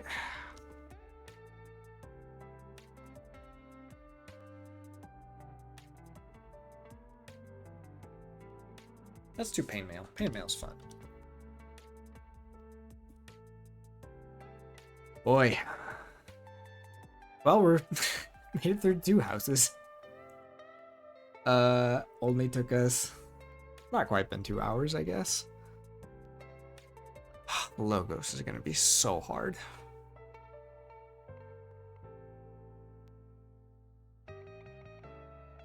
Could use like a snack maybe. I'll keep trucking.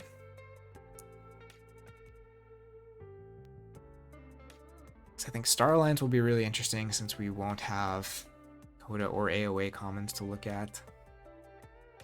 Logos has been in a lot of sets, so this is going to be tough, but there's a lot of hide. Gosh, there's so many. Why are there so many common creatures? Oh, because I haven't hit common. That would... Alright, now let's see how many we got. There's still a lot. Oh man, so what does Logos want to do? This is again like one of those hard ones where it's... I think Coda did maybe a little bit too much in most sets.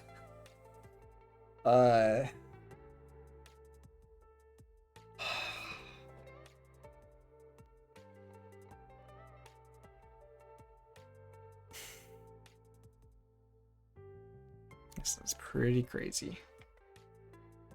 I like Igor. I think I prefer mother over daughter. Fine with giving him a little bit of beef. Maybe like Titan Guardian, Wormhole Tech. How many do we have?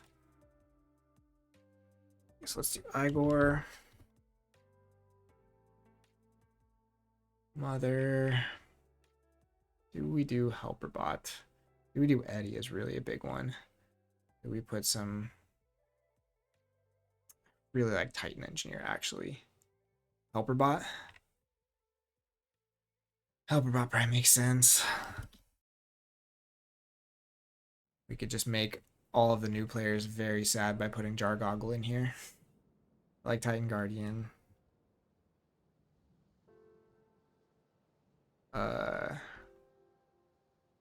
And which one? Titan Librarian?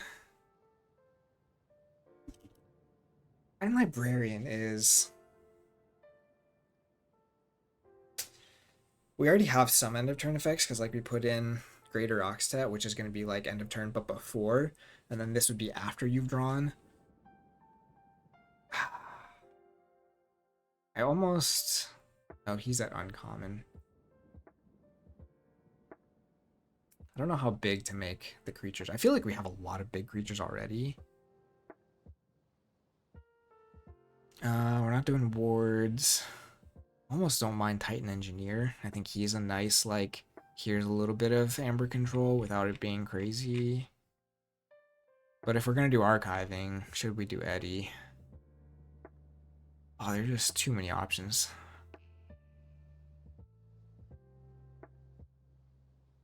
What about, like, even an odd Ivan? Quant or Ganymede or Eddie. So the thing is, Wormhole also does some archiving, but it's on Reap. Or we could do ZYX, but then you have to worry about ordering.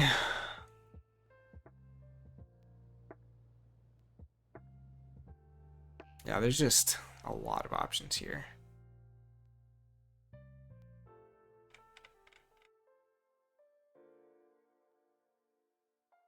I don't know if I want to have Ganymede and Wormhole.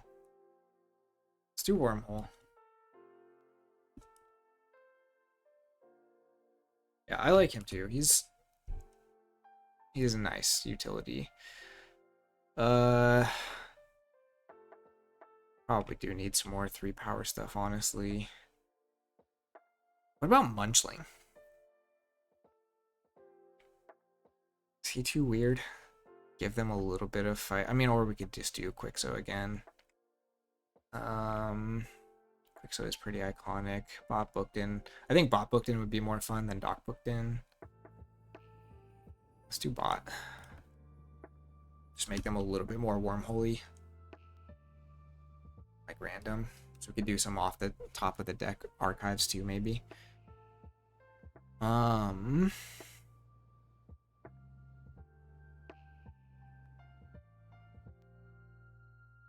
means we could do Hex Beyond. I just don't know if this is good enough. What makes this pretty good in a creature? Guess we've got him.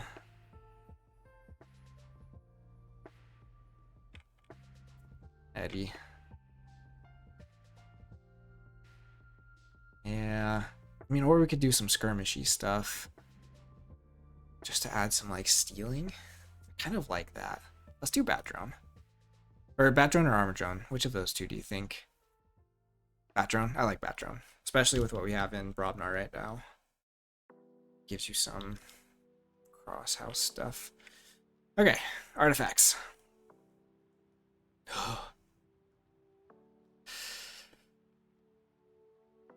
I don't want to do library.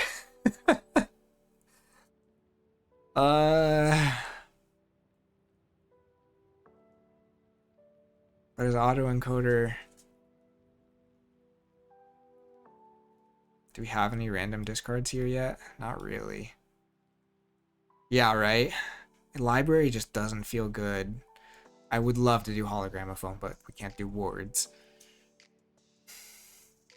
Autoencoder would make it so that old players would actually do stuff with it.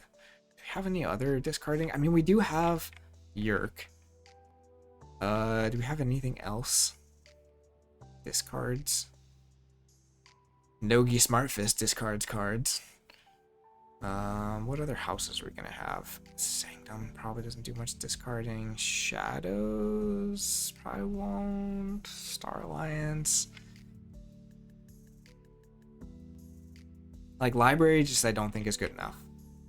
Autoencoder would be so weird for them to know how to use, but it goes along with this theme of archiving from the top. Do you think it's too much to do autoencoder?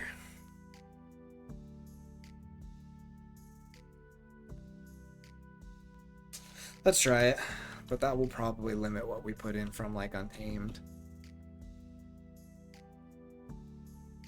Yeah, that's true. Actions. This will be easy. We've got... Oh, I put these in the wrong order. That's okay. 7 common actions.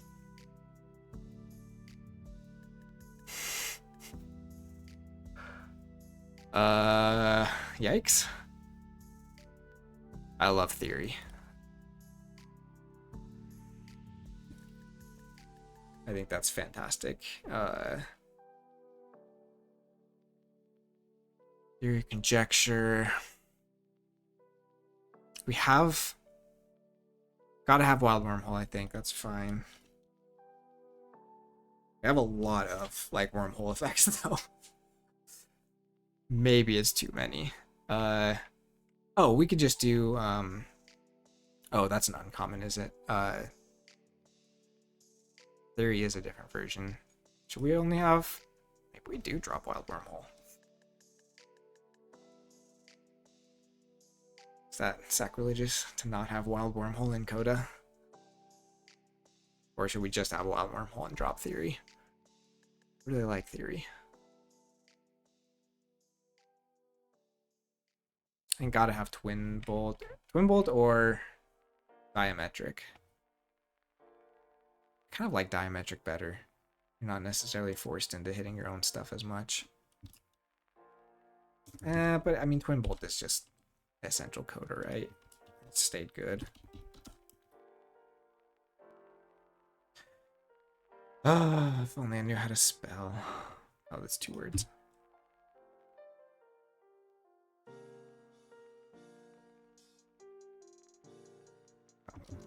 One M, 2 S's.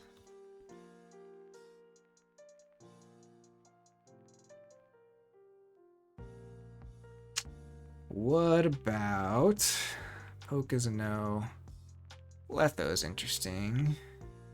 Information exchange is interesting.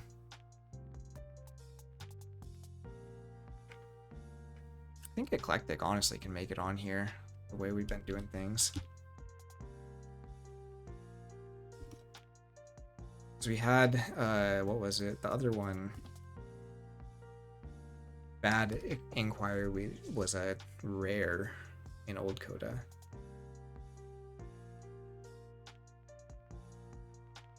This is a lot of archiving. Is it too much archiving? EP? Or do we lessen the amber control? Just make them really, can't do opposition. We can do information exchange. I think that's a fine.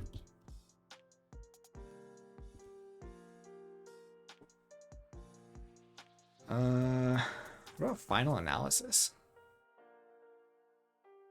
I think Fogify might be fine, especially with what we have in Brotnar right now.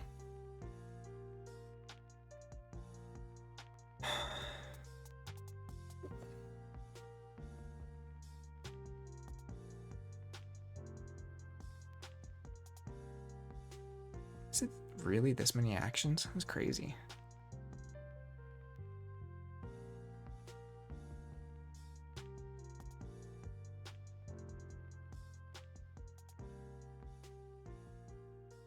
Kind of like final analysis.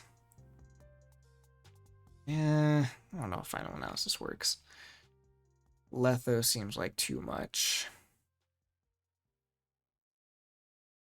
I think this is too much archiving at this point. This didn't have the stupid enhancement on it.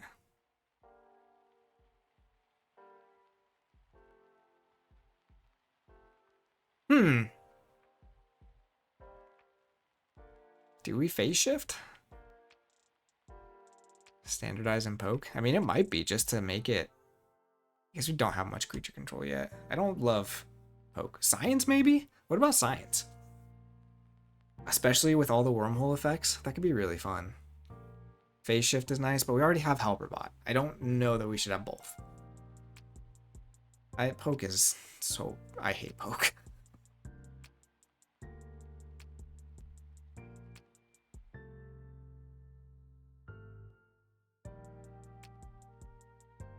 Let's try science. I feel like that card needs another chance. And with all these wormholes effects, you could actually do something pretty fun with that. So no library access. Are we okay with that? Does that automatically mean this set will never be competitive? Cutthroat would have been interesting, but I think I like information exchange better. Oh yeah, good call. Library access with autoencoder would be a problem. All right, let's look at our uncommons. All right, I am getting... Did I eat lunch? I might not have eaten lunch. I don't remember. I'm getting hungry though.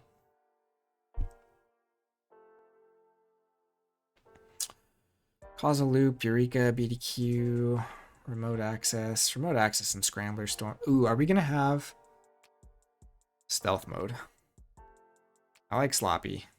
Gotta have Sloppy. I think Twice would be really fun.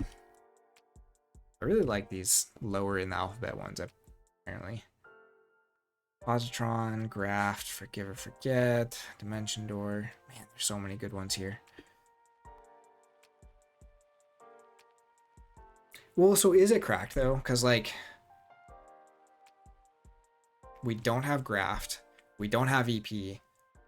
Their Amber control is basically like Eddie to tax, and if Eddie dies and you don't have the taxing anymore, it just does not stop a key right now, or it does not handle lots of Amber, which I think is fine. I think Logos being mostly on the archiving side is not bad. Data Forge, you can't help Robot, but like, I mean, Logos just is a cracked house. Like, what do you want me to do? Remote access, I think, is fine.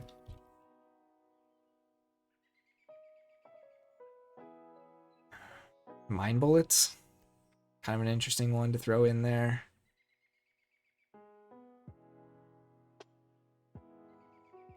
Dimension door just never felt good, but I feel like all of our other options feel too good.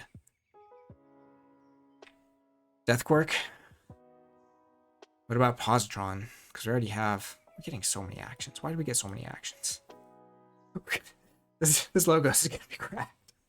I think you're right. We should go back and look at the creatures and maybe toss it around a little bit. I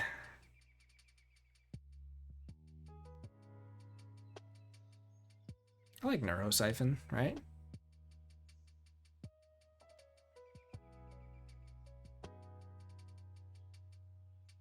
It's got to be able to compete. That's right. So BDQ over Mind Bullets. Mind Bullets is just one we haven't seen much of, right? Right, that's what I'm kind of thinking. I think...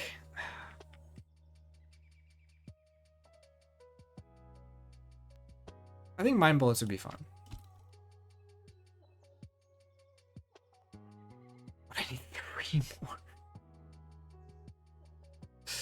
Positron Bolt. So much creature control and logos now. But I guess you're rarely going to get all of these because these are all uncommons. Eureka. What about Causal Loop? Is that too much archiving now? I almost don't mind Data Forge, honestly. How many artifacts? Let me look at our artifacts quick. I might switch over an artifact.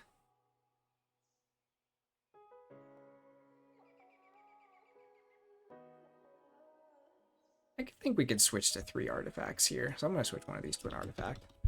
This is the first of these I have switched, but many of the cards are dependent on cards played. We don't have Talmage, but we could bring him in. Do we just make it like better DT in that sense? What do we switch him out for? I don't know that we can switch out many of these creatures, or we could just skip the autoencoder. There's just so many actions right now. That's hard because we also just saw all the other actions. Let's just do Dimension Door, just to kind of keep it, I don't know, somewhat balanced. Who would we switch Talmage out for? Because he's a common. Bat Drone. Oh, we don't have Eddie.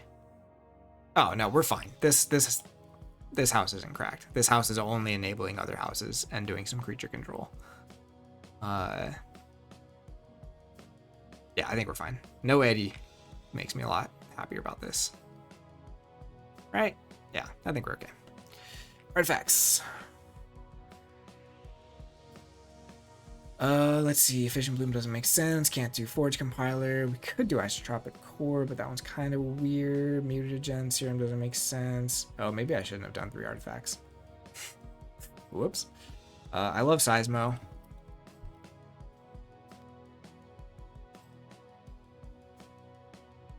Spectral Tunneler is kind of awkward. Quantum Finger Drop is fine. Is it fine? Is that too bad? What about Core? Do we think Core would work? Or just Anomaly Exploiter? Anomaly is not bad, especially with all the damage pips we're throwing around.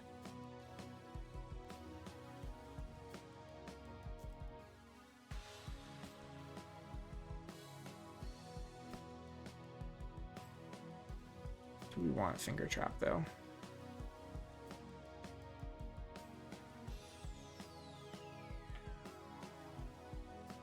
Don't think we can do this and auto encoder. That would be too much.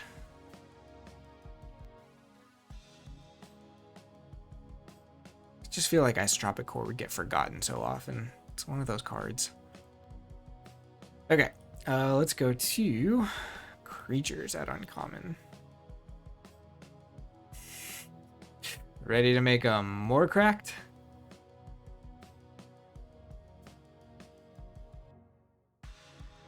Research Smoko, I think, makes sense. What about Novu with the autoencoder? Is that too good? It doesn't have like the other mass mutation stuff going on.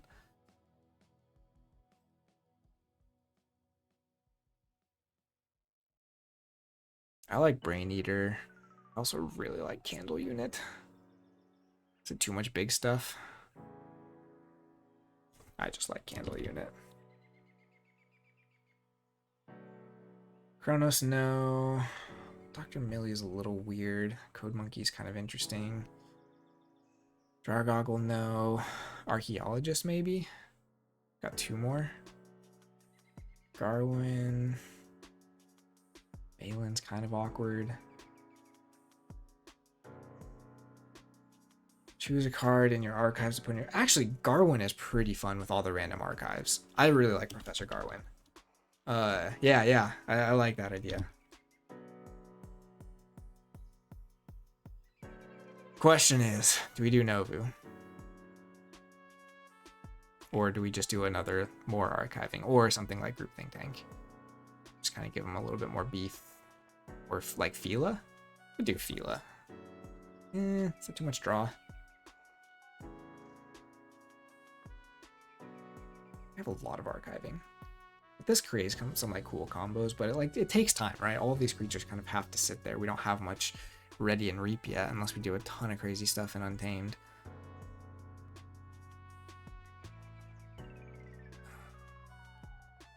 I think it's one of these two, because Novu is probably too good. Or Fila, one of these three. Do we have much? Deploy? I don't think we do.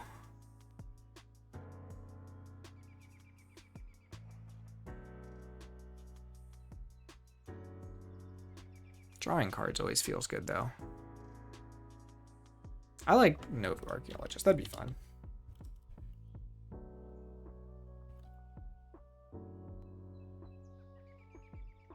Yeah, Fila is definitely an option, too. We'll see what our upgrade options look like. Maybe we have to add another creature.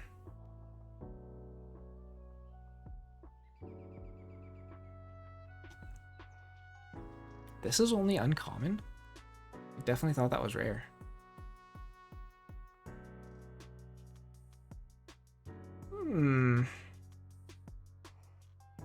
This is actually really interesting. I feel like all of these could make it in there. Experimental... Oh, we can't do experimental therapy because that has stun. Yeah, 2 slots for these. I like Rocket Boots. That's always kind of one of those, like, turn any creature into a witch card.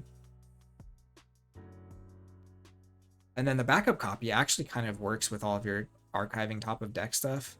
Discombobulator, we don't have a lot of Shadows Hate yet, and I honestly wonder if we should. What other creatures? So we'll have in Shadow, or in Sanctum, the guy who stops stealing. Is this like one of the only other cards that stops stealing? We already have some Steel Hate with Information Exchange.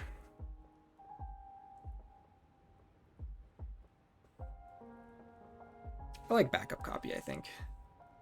It makes for some fun combos too. And Logos, like, feels like a combo-y Logos. All this like top of deck stuff you could do some fun things. All right, let's look at our rares.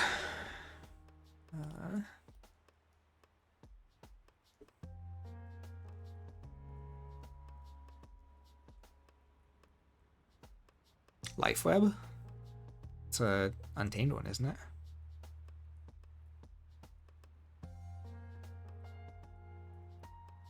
There's no Mars either, so we can't have Brainstem Antenna. You're answering something specific, aren't you? Affected by quantity of cards played. Makes sense. Yeah. And there's the key cheat too, Honors Keysis. We could throw that in here. I don't know how many key cheats we want. MMR might need to be pulled out, but MMR I don't mind. Okay, so we've got 3 actions. Backup plan is one I definitely didn't see enough of. And it kind of goes into what we've already been doing. Archiving top of deck. Knowledge's power seems pretty strong. All of these kind of feel like they might be too strong. I like Entropic Swirl, that's fine.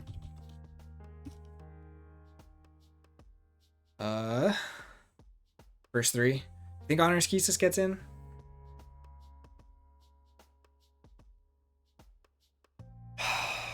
This one doesn't, because it's just dumb.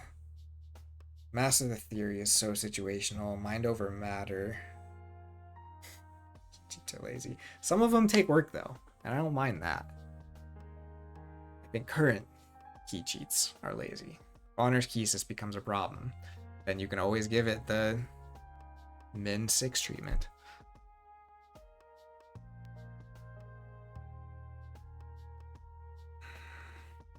Backup plan is pretty fun though.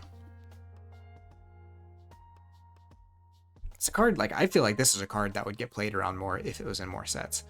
But I think I've seen this card played against me once in my entire life, and I don't own a copy of it. It's cool art too.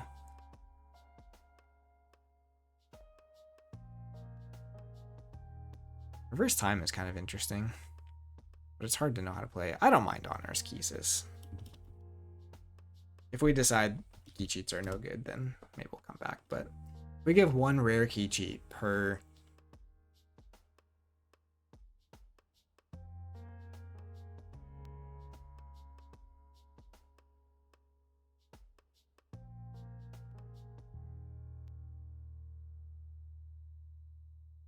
Yeah, you need to have the support for it. But that's why, like, so far, the only 2 we've put in feel like they do make sense for what we're doing, right? Like, Might Make It Right, we put in tons of plus power counters in the Brobnar.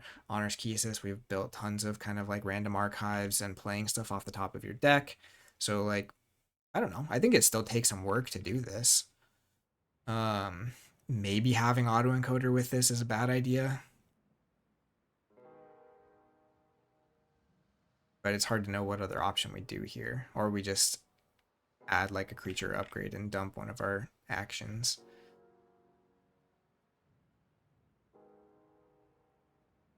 Yeah, the only card that makes me worried about with this is autoencoder, but even autoencoder is random. So like you might get 4 like all 3 of your houses in there, and you can't play all of those on your Honors Keysis turn unless you have like ways of bouncing your helper bot, which I think we have to be really careful of in Untamed. No, it's good to think about, because I think the game is in a place right now where key cheats are a problem for sure. So I do want to be careful about it, but this one to me feels like it takes a lot of work to pull off unless you have like a crazy good Logos already. But the way we built Logos is your Logos isn't doing much else. So you have to be dependent on those other houses, because cheating one key isn't going to be enough. So I don't know. I won't even get to test this that I'm building, because I don't think I have all of these cards to like throw some decks together. So unfortunately, this is all just a mind experiment. So I should probably check and make sure I'm still on. Oh yeah, we've got so many hours of this random relaxing music to go. Can you guys even hear the music? I should have asked that early on. I always don't want it to be too loud. I hate it when it's too loud on the recording.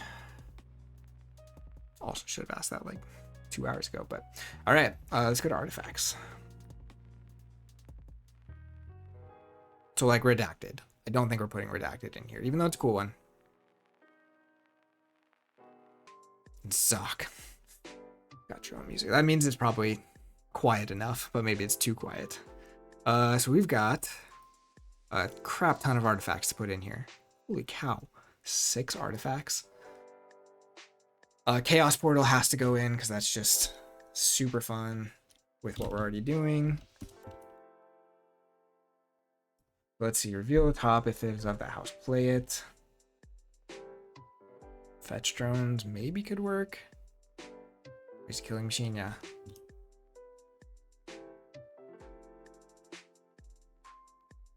What else we got here? Ooh. Honestly, I don't mind universal recycle bin since we did put a decent amount of purge in this. Scientifical hack has always been a fun one to me.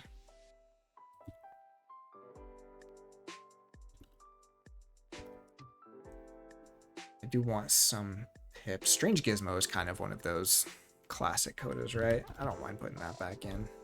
Oops.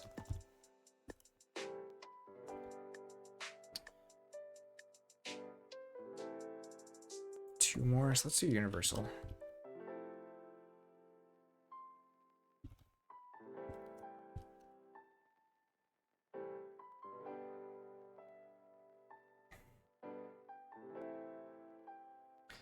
Animator is maybe a bit too much for new players. We could do library cards since we don't have library access, but even that feels maybe like too much. Pocket Universe is kind of a fun one. I don't think we're going to do Ruins of Arcanus.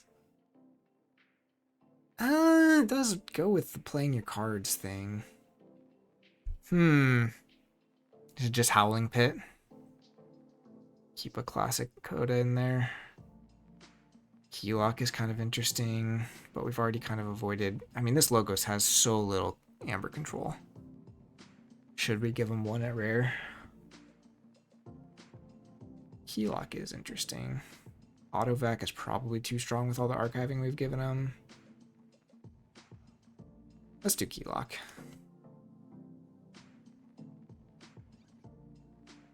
We really don't have a ton of draw, right? It's mostly like archiving and playing like random cards. Let's see what we get on creatures. Chronophage. Just make everyone hate you. Ooh. Time Traveler. We bring it back. Seems like a pretty classic card, and it's not too crazy, right? So let's see, we get to draw 2. The other one just reshuffles, so it doesn't really do a whole lot with autoencoder. Skippy's pretty fun. We get a lot of creatures here, so get a lot of options.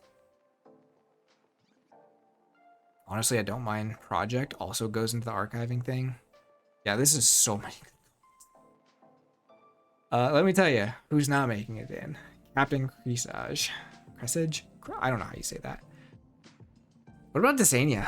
Is Desania too good, or is that a good counter to other logos in the set? Neutron Shark is fun. Harlan Mindlock is a coda classic. Could just do Prescriptive Grammar Bot to try and tone it down a little bit. Desania is good, yeah. I think Desania makes sense. Ugh. I don't like Hide and Vellum. They just never do enough. And they take up 2 spots in your deck. Cyberclone is tempting. Cyberclone is a very good card. Gosh. So I have to tell the story quick because it was the funniest thing ever. We did our first 3-player Keymander deck or game at my locals this last Monday. And I had one of my friends, she borrowed one of my decks that I made, and it was triple Near Future Lens, but I also put a Neutron Shark in there, not realizing that Neutron Shark's interaction with Near Future Lens is nonsense, because I also had, what was it? There was like a Expion in there. I had like 3 different ways for them to destroy stuff to change what was on top of the deck. But they were able to see what was on top of the deck. So if she wanted to, she could have just kept the neutron shark going for like 12 turns. It was so funny. And it just happened by accident. None of us realized that that was going to be there, but it was just so much fun when it happened. So that's a little side note. I'm a fan of, we were all like, this is our first time playing Keymander, and we all had a blast playing it. Psychic Bug is pretty fun. It's kind of, you don't have a whole lot to do with it, right? But let's see, there was something else I wanted. I would like Project. Project makes sense with what we're doing. We're not bringing in the whole suite, which I think is fine, but unless it's coded already to bring them all in. Skippy Time Hog I think is fine.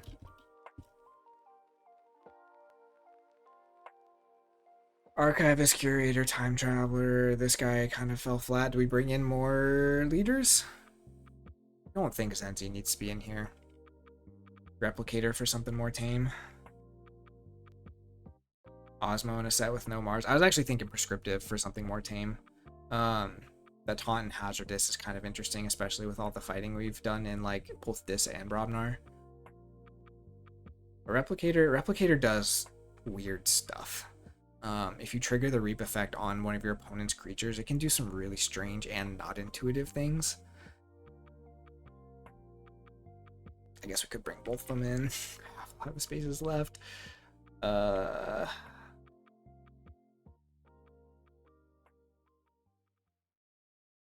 What about Mimic Gel? It's too prescriptive.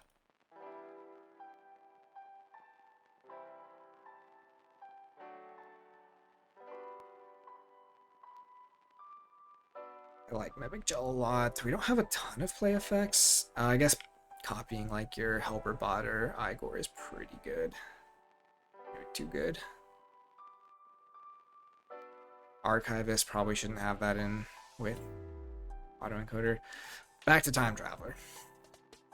It's a Coda classic, right? I feel like that's one of those things. So one of the things we haven't looked at too much is special rares, and I wonder if I should get one or two more of those in here, just because that's one of those like, okay, I opened something pretty fun, something kind of a little bit more special than just a rare.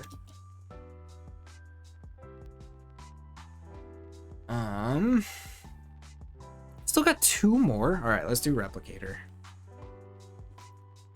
There's so many rare creatures. That's crazy. Let me see what we got for upgrades. Switch over to one more. Nope, we're only doing one upgrade. I like Mimic Gel. Let's do Mimic Gel. Oh wait, no, we said that might be kind of much. Mind Lock? Mind Lock is fun. That's another Coda classic.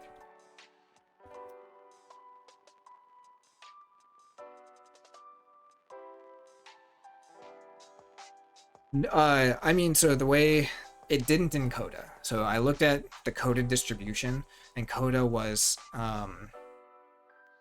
52 cards per house, plus whatever special rares got brought in. So like that one didn't count. The 3 from Horseman didn't count. So Coda was like 3 instead of, what was it? I don't know. Yeah. So I pared mine down to be, instead of 52, I think it's 50 cards a house, which might still be too big because they said this one's just a little over 300 cards in the set, which if it's 50 cards a house, it's 350. I feel like they would have just said 350, so I might still have a little bit too many, which is crazy because, well, it's not too crazy. I think if you could cut out 1 or 2 of these rares, cut out maybe 1 more common or 2 more common, like an action and a creature, and you could trim it down pretty fast, but okay, upgrade. Sandals are stupid, so we're doing academy training, which I think is fine. Do some house cheating. Oh boy. All right, so that is 3 of the 7 houses down. Are you laughing at my saying transposition sandals are stupid? because they are. I don't like them. And Academy Training just is so easy to get value right away. It's a little bit of draws, a little bit of house cheating. It's a fine card. It does probably what this one should have done. Sanctum, I think, is going to be really challenging because no stun makes your Coda stuff a lot more tricky. If we just look at... I guess it's just Blinding Light. But they also have, like... Yay, I am still alive. Well, sadly, it might be almost done, but we are trying to kind of predict or wish list what we think is in the new Discovery set. So going off of their guidelines of like no wards, no enrage, no stun, probably no references to haunted or tide, trying to keep it pretty simple and just building houses based off that, and then kind of going off of like the rare distribution we have in Coda, which might not be right. They maybe have changed it, but I just didn't want to go digging for all the stats on that. And we've got through 3 houses so far, and honestly, I think it looks like a fun set. They did... Here it says no stun, which I think is the only weird one. I understand it. Yeah. You won't see cards making use of enrage, stun, or ward counters. Anything like the tide, token creatures, or haunted effects. Shenanigans. Oh yeah. Always subject to the shenanigans, but we are a pro shenanigan stream here. Whoops. So stun is a weird one. I think I understand it because there are a lot of FAQ entries about stun, like when you can unstun something and stuff like that. So like, I get it. It just makes your creature control very brute force, right? It's like you destroy them or you bounce them. That is it. The other things... Oh, also, the one thing they didn't say on there that I'm also avoiding is, it was one of the OG Coda mechanics. But so, 2 thoughts. 1, also not doing any enhancements, which is that one I'm really not sure about, if that will be the case or not. But I kind of think it will be, because I have taught several people to play, and the first time they see a card that gives enhancements, so something like Infomorph, it is so confusing to them. So someone just picking these decks up and wanting to play with their friend who neither of them have ever played before, I just think those will cause issues. The problem is it makes your decks less unique. It makes it a lot more straightforward in terms of like you just need to gain Amber and stuff. But I expect there to not be enhancements. Yeah, I think MM is still a good one to teach people on. Coda would be fine if it was tuned better, right? So that's one of the things we're trying to do in here, especially for like the Brobnar. Like Coda Brobnar just needed to switch out a few things to really get where it needs to be, especially like at the common actions, some of the common creatures. I think we've done a good job. This Logos, we basically just like, what if Logos just did everything off the top of the deck, and that's it, and it looks very fun, because those are all like simple. Lots of stuff is Coda still, but swapping out the Library of Babel for autoencoder just makes them maybe too good. That one is kind of like on the fence of whether we should have, but there's so many other things like theory, like science, where you're still incentivized to play a lot of cards, and so I don't think autoencoder will really get to that point of like being broken. And we're putting artifact control in the set, so like I don't know, I think it'll still be fun. But so yeah, I still have some issues with MM. I think the amount of Star Alliance and Untamed houses I have in Mass Mutation that are just trash is pretty high, and it feels like the kind of houses where they just don't do anything, and that is not a good feeling to me. And honestly, one of the Vaultmaster 23 Untamed can really feel that way too, and that's just not, it's not good. I don't want it to be just Untamed as Amber Rush and that's it, so I'm going to try and avoid that when I put this together. But that's one of my things with Mass Mutation. But there's also like pretty high level things in mass mutation. Like knowing how to use autoencoder well is a pretty big jump from a beginner to a seasoned player, but it makes a very big difference in how the deck plays. So, all right, so this has been 2.5 hours. I need to think about how I want to do this. Got 4 houses left. Dog wants to go out. I need to eat some food. My wife is also going to be gone.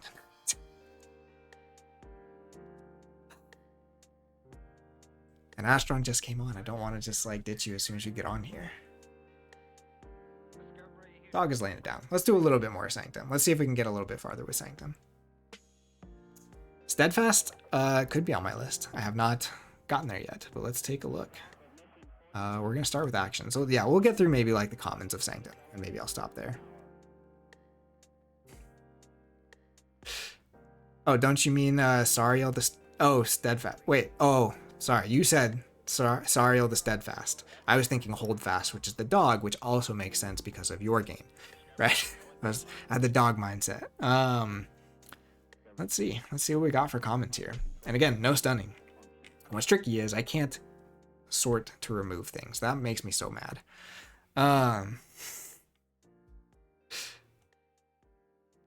Go for a walk then. So then I'm forced to stop streaming?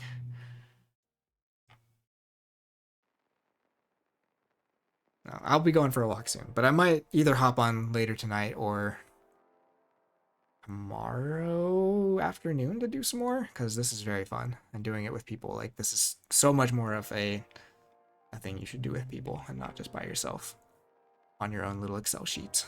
I need to try and post this somewhere.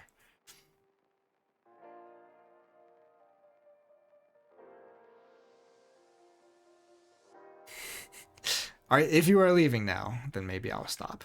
Otherwise, I'll go do some Sanctum stuff. But Sanctum is going to be very tough because I can be very hit or miss with if I like Sanctum houses or not.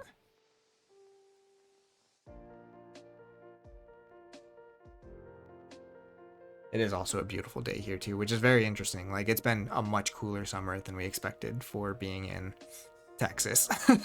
It's been much cooler, which is fantastic. My wife working outside all day is loving it. I now have the power to make Sanctum fun. Don't put that on me, Zoc. Is what's the other one? Oh, you're gonna do fantastic at KFC, but I can't wait. I'm so excited. One, just that you're gonna be there. Like, that is already enough, but I think you're gonna go far.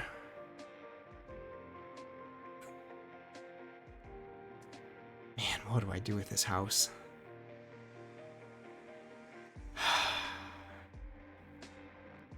I love Smite. I think the rules on it are a little bit interesting.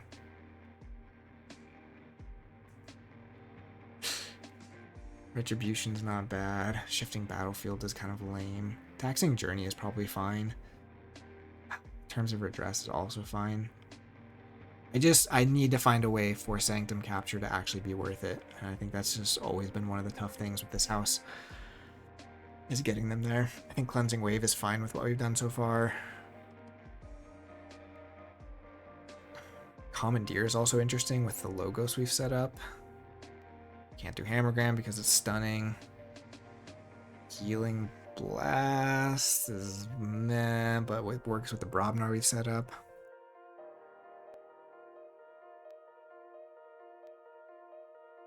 Take Hostages is kind of boring. I don't know about this house. What are we going to have for creatures? Why are there so many Sanctum creatures at common? Am I missing something again? No, Sanctum has just been around for quite a while. There's just so many of these cards I dislike. Sanctum is not my favorite house, so this is going to be tough. I really like Smite. It's one of my favorite cards, honestly, in the game. I think I like Ready and Fight. That's been a theme this whole thing. Because Grey Rider too, also one of my favorites. Zakiel's not bad. I think bringing in like Urian in with who is it? Bulwark and then the like this guy or the Master of the Gray. Probably this guy would be fun. Albait, I think, could come in, but there's already so much capture. The other one I was thinking about is Colonel Mariana. I think she could be really good as just like an actual, like, I just have Sanctum stuff to play from hand, but it's actually impacting this turn because I am stopping you from forging kind of thing. Oh,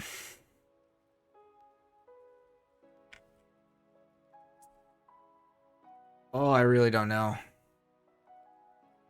Let's go back to our actions. So we've got 5 actions. I'm also getting very hungry, so I don't think I'm thinking straight. Font of the Eye? Yeah, I think Font of the Eye is fantastic. What do we do with the Captured Amber? Sanctum just doesn't have a way to deal with it. And that's always been like a real frustration for me with their house. Is Saurian just got too much of what they should have. I think, yeah, we probably bring Doorstep in. We also have Rant and Rive in Brobnar, so maybe it's fine. Okay, let's do Cleansing Wave. I think I like Inspiration more than Golden Aura.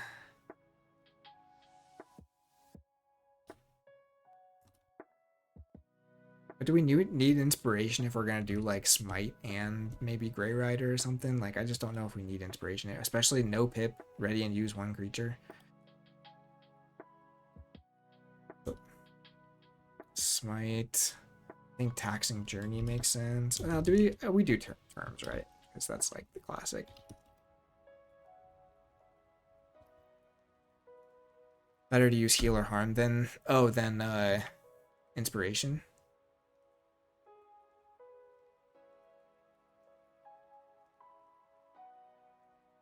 What has stun? No, Heal or Harm doesn't. It just heals. Hammergram has stun.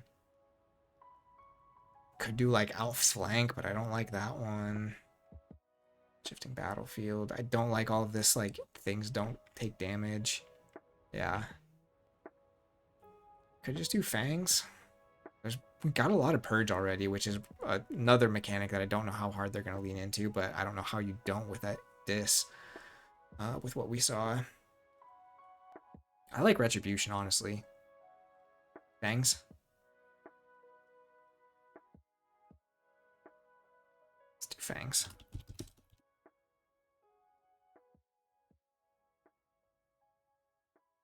Okay, one more. I mean, this already looks pretty solid. Take hostages. We know we'll have Nidapult. Was that on the... No, this is the card that we know we have that I hate. Why? Why would they ever reprint Mysticetti?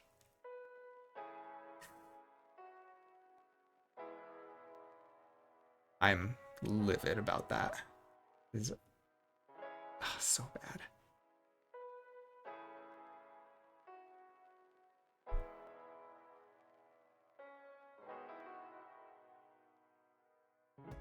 To Nidapult? I hope Nidapult's in there. I love it. It's so awesome. Should we just do another capture at common? Just make that Sanctum thing? Or do we do another, like, Ready and Fight? Do some healing. I kind of like Heal or Harm. It's kind of an interesting one. Let's do that. Because I think we could do, like, especially if we get to the rares, if we put back in cards like Champion Tabris and they actually have, like, cards like this at common that can Ready and Fight them. But there's just going to be so much Ready and Fight at this point. And if I get to, like, put in, like, Grey Rider and stuff too, there's just going to be so much more of it. Alright, artifacts. Oh no! They're both at common.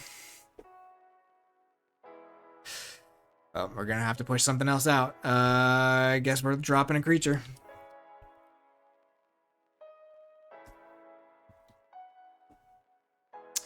Alright, so... Font of the Eye too good? I don't think so. I think it's great. And Nidapult is just wonderful. Okay, let's take a look at our creatures. This might actually get interesting. We might get pretty restricted. No, Zoc. I do not want Hallard Blaster. I never want it again. I think this upgrade might be one we get rid of too. Let me take a look at that quick. Protect the Weak is fine. We can keep that. No, we're on creatures. Okay, this is where it's gonna get tough. So maybe we don't do Albade if we're gonna have a lot of capture from other cards like Font of the Eye. Lion, I think is, or no, not Lion. Chal. I think Chal is fine. Or Anafiel. Anafiel is a classic.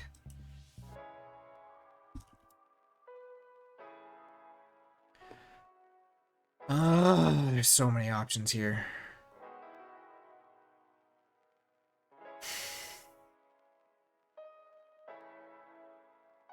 Zealot, I don't mind. I don't love. Oh, we can't do Pandolf because he does Enrage. Rook, Sargassa, we can't have. I like Seki. Seki can come back.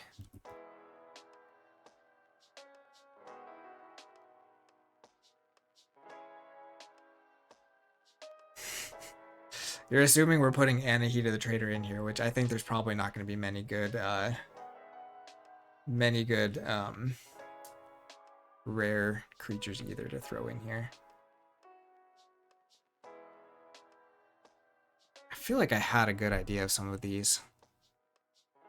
Do we think Grey Rider, even though it can do the rule of 6? I really, really like Grey Rider. We already kind of have a fighty house, so maybe we make this one a little bit more like sticky. So like kind of bring back in the Bulwark. And I really like Colonel Mariana. And maybe we'll get some more fighty guys in the rare slots or uncommon slots. We bring in Urian? Do we have other ways of giving him armor besides Bulwark? Staunch Knight is a classic. There's so many that are just like...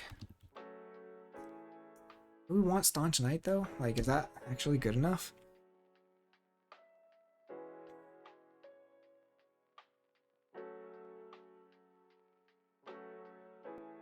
Maruk? Maruk makes sense if we're going to do a little bit more armor. Seeker of Truth. Oh yeah, Seeker of Truth. Good call. I remember. Yeah. Okay, I thought about him too. He is a good call. Some house cheating. Zealots. I got one taunt right now. Should we do another taunt at common? I guess we've got the armor from Bulwark. Ardent Hero is kind of interesting. Corvinal is kind of interesting, but we already have a decent amount of capture with Mariana. Oh, he's not a knight either. We should probably have another knight. Ezekiel? Yeah, I think Lion. Oh, for the... I don't like Lion because no one puts the power counters on, so you always forget they're there. So he always kind of ends up with these weird, like, oh, I wouldn't have attacked him if I'd have known kind of situations, which for new players gets kind of awkward. Chell, I maybe like a little bit better. Remiel. Let's do Chell. Chalilili. Okay, let's do one more that does interesting stuff. We only have one guy who gives armor right now, so probably don't want to lean too hard into like a Urian. I guess we could do the gray guy. What better way to institute discipline for power counters? Well, so this is the problem. You should not place power counters for his effect because they are different, and that's why it drives me nuts. It's just that they have +2 power. Because there are things that deal with power counters, you should not mix those two up. And that's why, like, it just has always made me, like, a little bit frustrated. Is it a lot of 3 power? I now feel 6. He's 4. He's 4. He's 5. We only have 1 3 power. What are you talking about?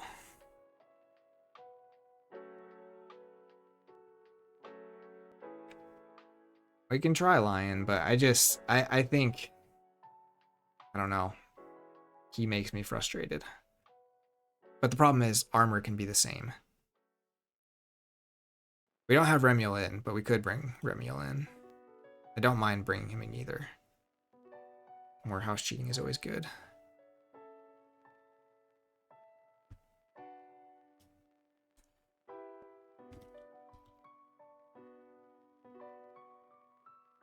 Okay. Grab our upgrade.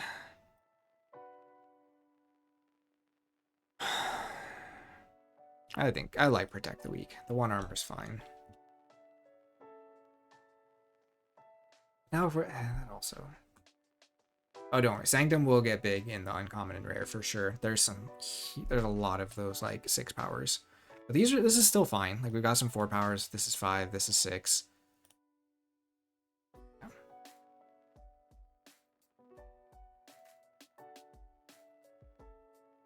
Feel like I miss things. Guys are got some inside jokes going.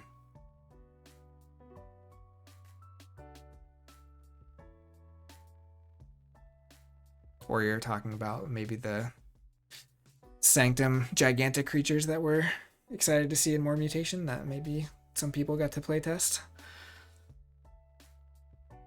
We're going to uncommon. You're looking at actions.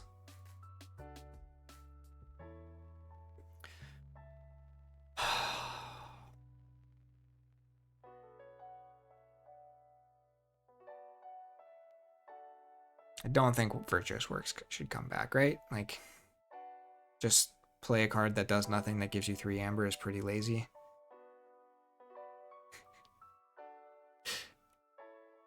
Spirit's Way is kind of fun. Can't do stun. Can't make tokens. We already have purging creatures. I like Light Everlasting a lot. That's some of our only recursion we have so far. Goes great with Mariana. I think we said Doorstep. Makes sense to have. And cards like this are why I'm also okay with a couple like rare key cheats, because sometimes it just gives you an out. First or last is interesting. Free markets or Glorious Few. I think we should have one of these. Glorious Few maybe has a little bit more play around to it. Ugh.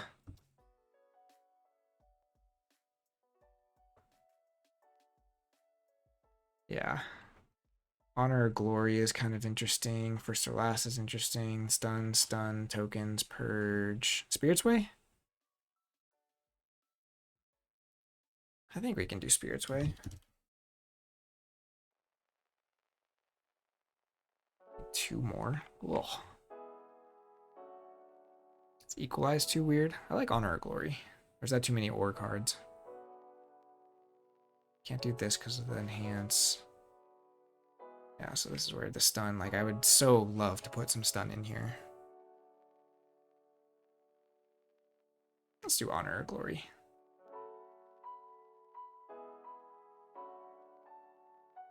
And then one more. Maybe I'll look at the creatures. Maybe we add one more creature and drop a action unless we do Equalize. So we've only got 5 creatures. Let's see what we got at creatures for uncommon. I think might be okay. Upgrades. Cannot do more upgrades. Artifacts. We're gonna do 4 of these already. Let's just do Equalize for now.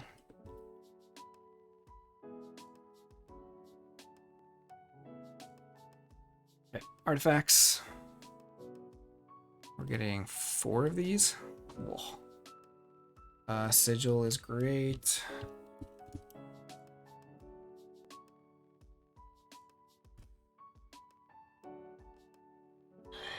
Gorm of them. Not doing Exalt. Red Hand is kind of finicky, but kind of interesting with shadows. Kind of like Red Hand.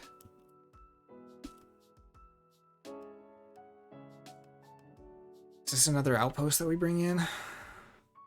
Capture 3? And what are you doing with all this captured amber?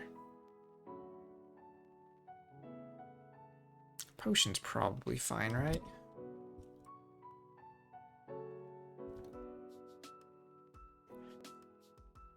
There's probably Gorm or Reliquary.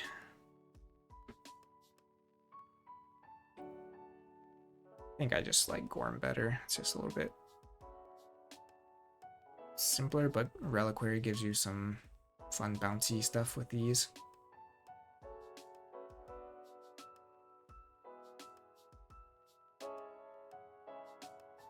I like Gorm though.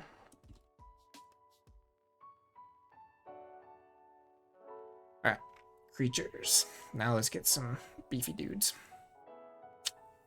Okay, so Champion Tabris I think is an awesome one. Especially if we actually have some more ready in fight. I think Martyr of the Vault is pretty fun, unless that's too much to have with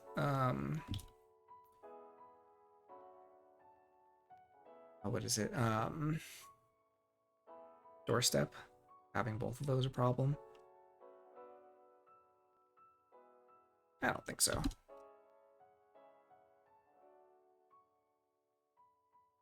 Frankus, Baranon. Don't really want Baranon. The mutant synergy is kind of weird. I think Barrister is fine to bring in.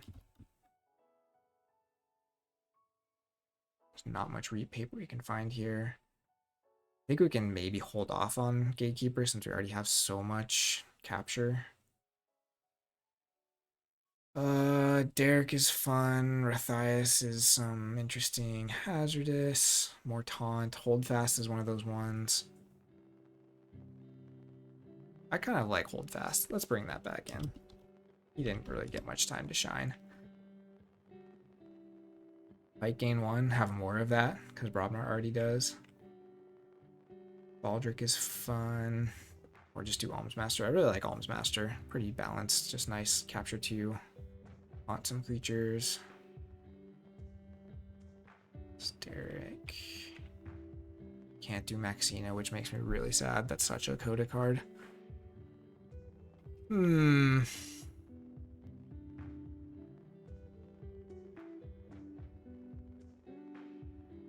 These cards are dumb and they reference Tide. Should we do a 3-power? Let's just do Grey Augur. I think that's fun. Is that too much? It's just the neighbors, right?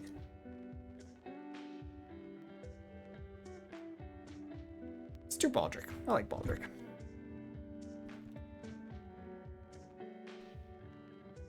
This is very fighty Sanctum. We also have very fighty Brobnar.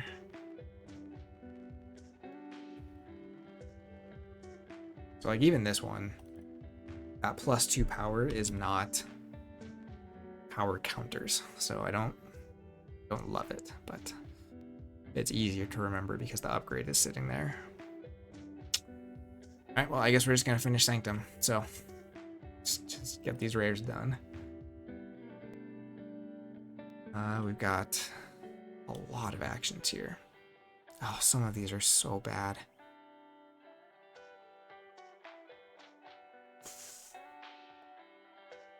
And we don't have many options. Okay, Avenging is garbage. Begone is dumb. Call is crazy. Let's be crazy.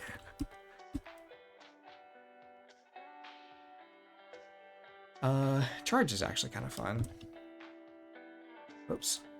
Oh, it's just charge.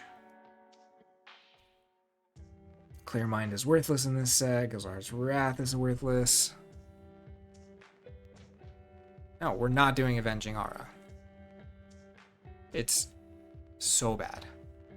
This card made me single-handedly almost hate DT by itself.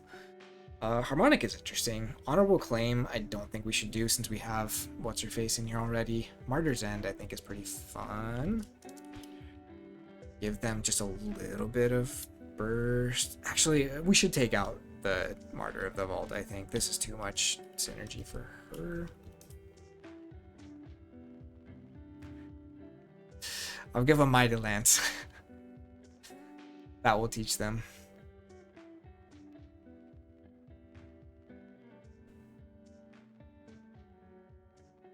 Too much? Okay. Martyrs I can go. Let's do Mighty Lance.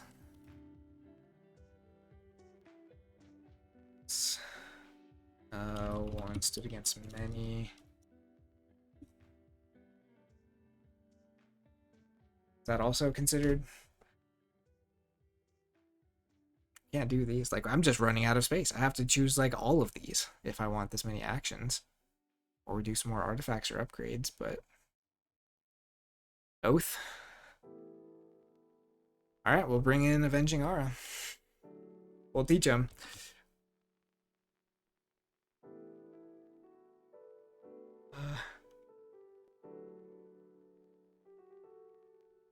I mean, Be Gone is actually kind of interesting synergy with the Dis all wanting to destroy itself. Harmonic probably doesn't get as much value in this set.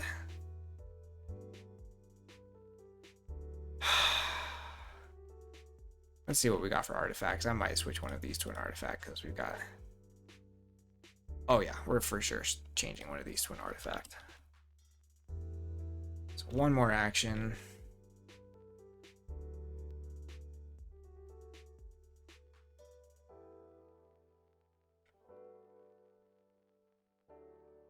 Let's do Harmonic. Because, yeah, this was going to be some burst, so Harmonic gives us a burst.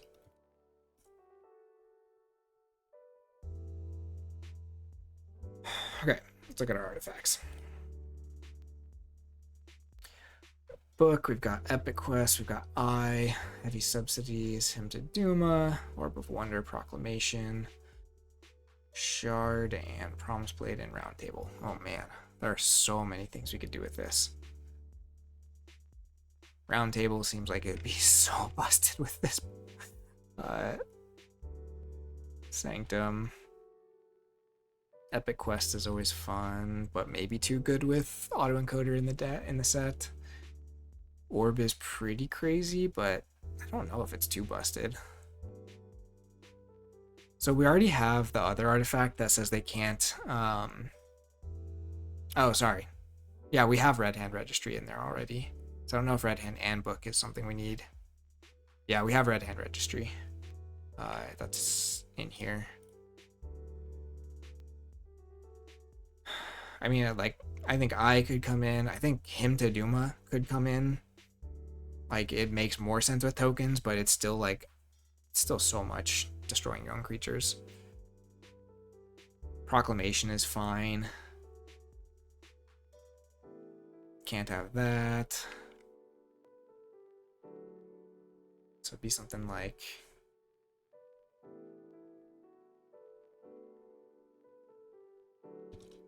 Eye of Judgment,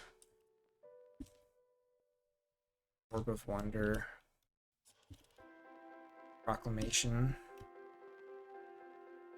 Or do we think, oops, why did I just write them all here?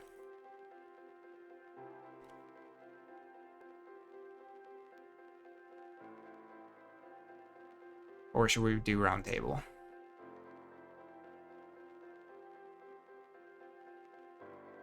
+1 power taunt. That's another one of those things where the +1 is just annoying to keep track of. Okay, let's go to creatures. Let's find more beefy creatures. Duma, Hail. Lorena was one I was thinking about bringing in. Golgotha is a classic. Master of the Grey would be pretty interesting. Or Purifier. Purifier is actually really interesting.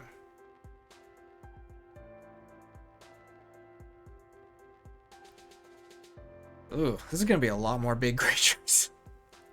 Let's do Vault Keeper.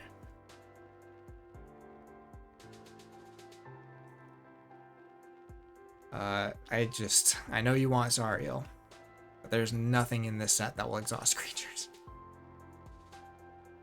I really like Numquid. I think he's fine. We do have the other Knight, so should we bring in Opal? Opal kills so many of our Sanctum creatures. Lord Golgotha. What about Purifier of Souls? I think that's actually really interesting because we kind of already have a lot of... Oh, will we have more destroyed effects, but outside of this? Have summon... We might have a few. Master of the Grey, I think, is a little bit too annoying and doesn't really make sense when all they have is Amber Pips. But I kind of like Purifier.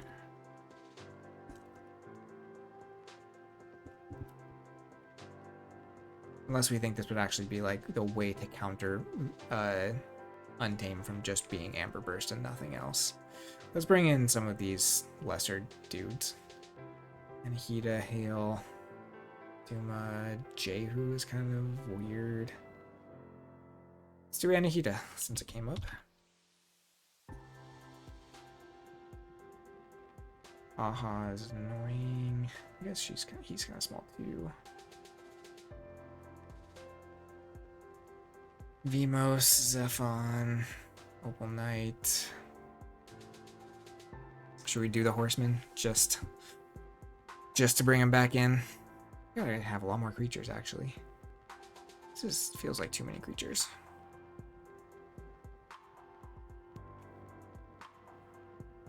I can bring back Duma. There's a lot of martyring going on here. Ugh. Jehu.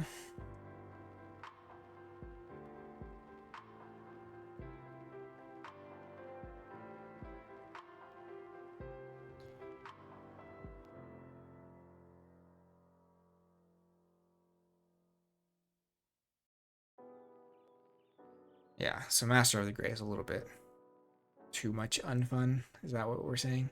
I like Opal Knight. Opal is an interesting one to play around. Like, there's some stuff in here that could hurt you too. Opal not.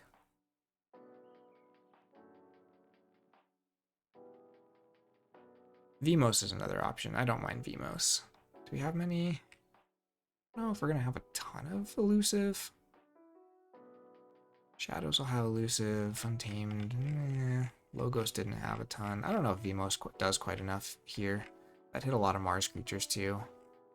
There's some elusives in here, I guess. Yeah, I like Opal. What do we got for upgrades?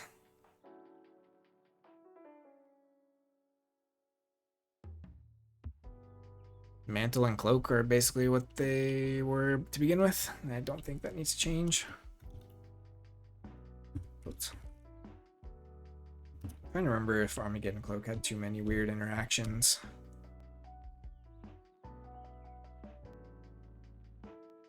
But really, it just teaches you Destroyed Effect triggering. And Mantle is just like, I can use this creature now. Which is fun.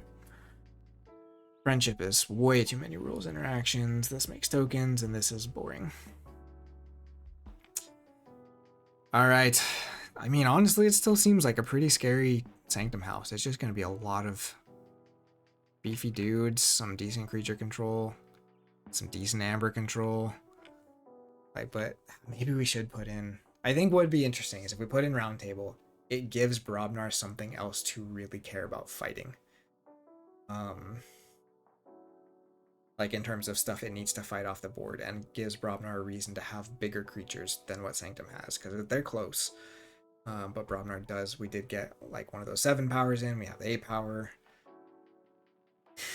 But it might just be too much. Round table. Is it? Maybe it's fine.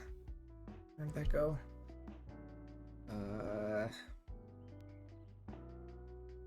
Eye of Judgment. We already have a lot of purging. Let's do it. Again.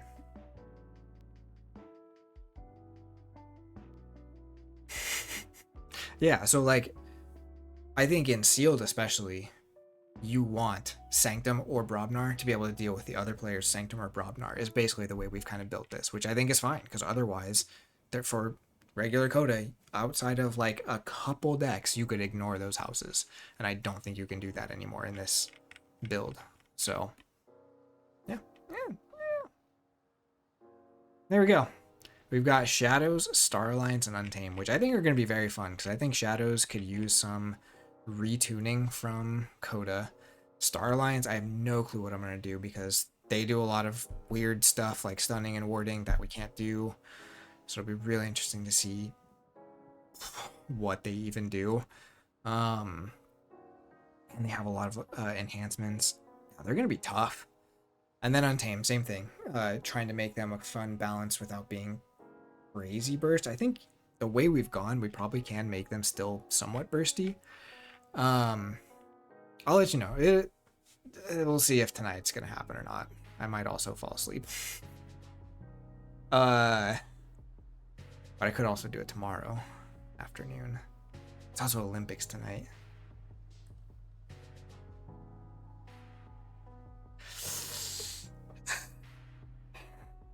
I'll see. I'll see what makes sense, but I'll try to do another one of these to finish it out sometime this weekend for sure. So might be probably a better chance it's tomorrow, just because I'm also tired and my voice gets kind of like that. But tomorrow afternoon I should be pretty flexible, so but we'll see. Fun stuff though, and when I'm done with this, I might just throw this spreadsheet up somewhere and let people tell me how wrong I am. I'll probably need to put it in a Google Sheet for that, but it should be fun. But thanks for hanging out. Cloggin, Astron, Zoc, and then Ketzer. I know you're here for just a little bit, but man, this is fun to do. This is what I need to be doing more of for content. I just haven't really had too much thinking of what else to do, and I didn't want to just play. I like playing games. I haven't been playing as many games, but I've also been playing a lot of random league games, which I do those throughout the day a lot of times, so I don't just have the bandwidth to get them streamed also. But this is fun. Maybe I'll do a round on building some Keymender decks too, because that is scratching some other itches, but this is really fun, so maybe I'll do this just for next Vault Master 2 or something once we have the card pool figured out. So anyways, I will talk to y'all later. Thanks for hanging out, and we'll see you next time on Phlox'em. Bye-bye.